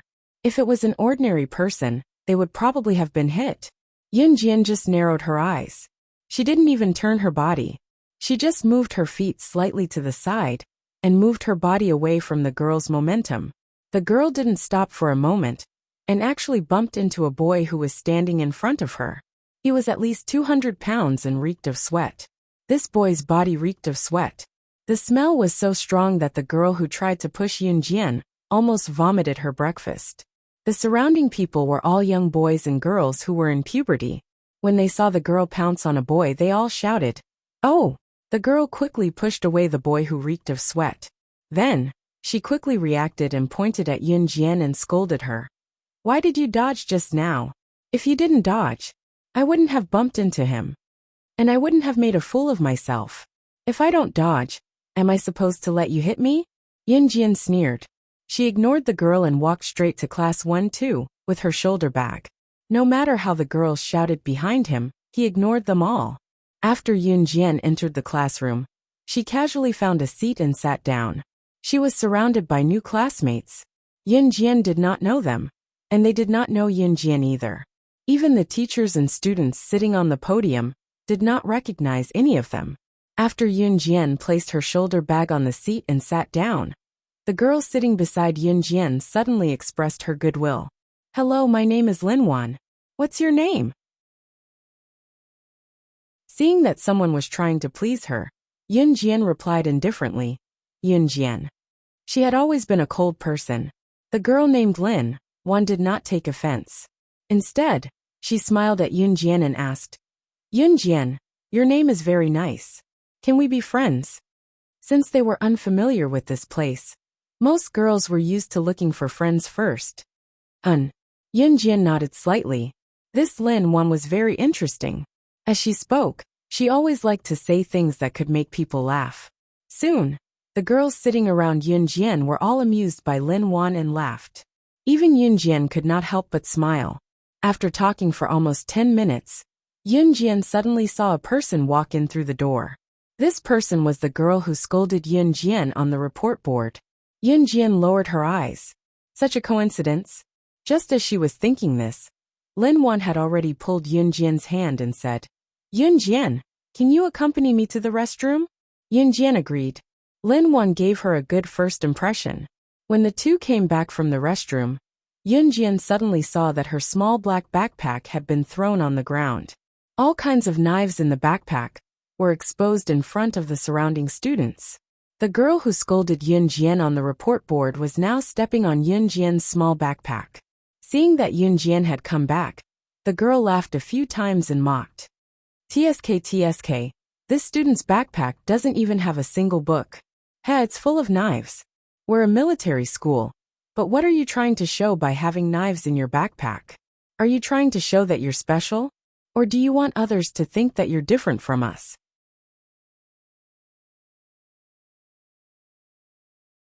Chapter 1329. This girl was very arrogant. At this moment, the homeroom teacher sitting on the podium went out. It was probably because the homeroom teacher went out that the female lead was so arrogant. Moreover, the girl could not forget how she had bumped into a fat, sweaty boy when Yunjian dodged like that when she was in the report column. She was a clean freak. And most importantly, the scene just now was seen by many students. These students all shouted and kicked up a fuss. The girl couldn't tolerate this the most. So when she saw that Yunjian was in the same class as her, she wanted to take revenge. The students in the class didn't know each other, so they were all strangers. So when they saw the girl attacking Yunjian, they were all a little confused. But it was undeniable that the girl opened Yunjian's small bag. When the students saw that Yunjian's small bag was filled with all kinds of knives, they were all instantly stunned. Yunjian saw the girl stepping on her bag. Before she could say anything, Lin Wan, who was standing beside Yunjian, grabbed Yunjian and walked up angrily. Lin Wan looked at the girl angrily. She gritted her teeth and said, Classmate, what do you mean by this? Lin Wan was not only a girl who liked to joke, but she was also very righteous. It did not matter what the girl had come to Yunjian for. But at this moment, it was obvious that this girl was looking for trouble with Yunjian. Yunjian lowered her eyes. She simply stood aside and didn't say anything. However, the scene of Lin Wan standing up for her made Yunjian's eyelids twitch slightly. Who do you think you are? This matter has nothing to do with you. If you know what's good for you, then scram. The girl saw that Yunjian's expression didn't change at all. She was angry, but when she saw Lin Wan standing up for Yunjian, she shouted back. Classmate, are you crazy? You're scolding people as soon as you open your mouth. Besides, you bullied my friend. How is it none of my business? Lin Wan sneered at the girl. She walked over and pushed the girl away. Then, she picked up Yunjian's small school bag from the girl's feet. The girl was pushed by Lin Wan. Before she could react, she staggered back 2 steps and steadied herself. Then, she pointed at Lin Wan and shouted, How dare you treat me like this? Do you know who I am? Let me tell you, my father is. This girl obviously didn't have much ability. After being pushed by Lin Wan, she didn't dare to fight back. Lin Wan's pushing strength was not something an ordinary girl should have. The eyes of the surrounding boys lit up. Even Yun Jian raised her eyebrows slightly. The teacher is here. The teacher is here. At this moment, someone suddenly shouted a few times. Then a group of people rushed back to their seats. The girl who caused trouble just now was called Lin Shuya. Lin Shuya originally had some ability. However, after facing Lin Wan, she was frightened by the strength of Lin Wan's push. Now that she heard that the teacher was here, Lin Shuya also quickly sat back down. However, before she left, she turned her head and glared fiercely at Yun Jian. It was as if she was saying, "This is not over." After Lin Wan helped Yun Jian pick up the small school bag, she hid all the knives scattered on the ground back into the small school bag. Then, she pulled Yun Jian's hand and went to the toilet. "Yun Jian, I'll help you wash the outside of the school bag. It was quite dirty from being stepped on just now," Lin Wan said very kindly. And Yun Jian didn't refuse. Just now, Yun Jian didn't make a move and didn't show her strength. This made the students in the class think that Yun Jian was really just a weak girl. Look, she was bullied like this and didn't even dare to fight back. In the end, she even asked her friend to stand up for her. They didn't know that it wasn't that Yun Jian didn't dare to fight back. It was just that she had just arrived in a new environment and didn't want to become the center of attention.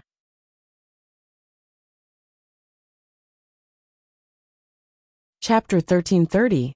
This black backpack was bought by Qin Yiru for Yun Jian some time ago, so Yun Jian naturally couldn't throw it away. At the entrance of the girls' washroom, Lin Wan was helping Yun Jian clean her backpack very carefully and seriously. "Yun Jian, your backpack is so beautiful, hey." Lin Wan rushed to help Yun Jian clean her backpack. "Thank you." Yun Jian thanked Lin Wan politely when she saw how serious the latter was in helping her clean her bag. It was not supposed to be her job anyway. "Don't be so polite. Haha, we'll be good friends from now on." Lin Wan turned her head and gave Yun Jian a big smile. Then she wiped the last stain on the black backpack. "Here, take it," Lin Wan said and returned the backpack to Yun Jian. Then Lin Wan and Yun Jian returned to the classroom together. When they returned to the classroom and sat down, the homeroom teacher was already standing on the podium. Seeing that all the students were in place, the homeroom teacher cleared his throat and introduced himself. "Hello everyone, my surname is Chu. Haha, I believe you can tell my gender. As for you, you can call me Teacher Chu. You've just entered high school, and I believe that most of you here are coming to military school for the first time. Our high school is different from ordinary schools. Our military school focuses on physical strength and practice. Moreover, there are more boys in the class. I've counted the girls, and there are more girls in our class than other classes. There are a total of 6 girls. Of course, this means that the boys in our class have to be good protectors. Don't let the girls in our class get bullied." Teacher Chu was a male teacher, but his words were quite humorous and witty. Standing on the podium, Mr. Chu walked back and forth, talking as he walked. After a while, all the students in the class laughed heartily. Even Yun Jian narrowed her eyes. Sure enough, military school was the most suitable place for her. Normal schools, be it junior high school, or university, were all focused on learning. Physical education classes were pitifully few in a week. The military academy was the exact opposite. Physical training was the most important. After explaining the basic precautions, Chu Laosher continued to say, "Let's go to the cafeteria and have lunch. We'll gather in the classroom at 12:30. We'll prepare to leave for military training. Remember to bring your suitcases. The location of our military training is not in the school. As for the dormitory in the school, we will arrange it after the 1-month military training ends." After Mr. Chu arranged everything, he told everyone to disperse. There was only one large canteen in the military academy, but the canteen had all kinds of dishes, and they were quite sumptuous. As soon as Yun Jian and Lin Wan arrived, Lin Wan exclaimed loudly, "Wow!" However, Before Lin Wan could pull Yunjian to line up in front of the canteen window, they were blocked by Lin Shuya and the group of girls she brought. If they were not mistaken, the group of girls behind Lin Shuya were the ones in the class other than Yunjian and Lin Wan. She actually managed to rope in the other girls in the class so quickly. Lin Shuya pointed a finger at Yunjian and yelled at her. "What the hell? Let me tell you, your previous behavior has already made me very angry. If you know what's good for you, quickly kneel down and apologize to me. Then I can still forgive you. Otherwise, I won't be polite to you now." Lin Shuya took the lead to stir up trouble, which made the freshmen of the other classes who passed by stop and take a second look. After all, it was not common to take the lead to stir up trouble like this. Today they encountered a good show as soon as school started, so they had to stop and take a look. Lin Shuya put her hands on her hips and looked at Yunjian arrogantly. The surrounding students also sized up Yunjian. However, Yunjian's pupils contracted fiercely, and she suddenly walked towards a certain part of the canteen. Lin Wan was just about to stand up for Yunjian when she saw that Yunjian had already walked towards a certain part of the canteen. Seeing this, Lin Wan hurriedly called out, Hey, Yunjian, where are you going?" Yunjian ignored her and walked straight to a certain corner of the canteen. Then, she came to a girl about 16 or 17 years old and reached out to grab a seemingly ordinary white stone that was strung up by a red string around the girl's neck. Yunjian's eyes darkened, and then she turned to look at the girl. The sharp refraction in her eyes made the girl with the white stone suddenly tremble. "You're tuning in to the Li Mei's Sword of Destiny YouTube channel. We're so grateful for your support, and don't forget to subscribe to join us on this incredible journey through captivating stories. Your generosity through donations truly makes a world of difference, as it's the primary source of revenue that allows me to expand and enhance this channel for you. Thank you from the bottom of my heart for being a part of this adventure."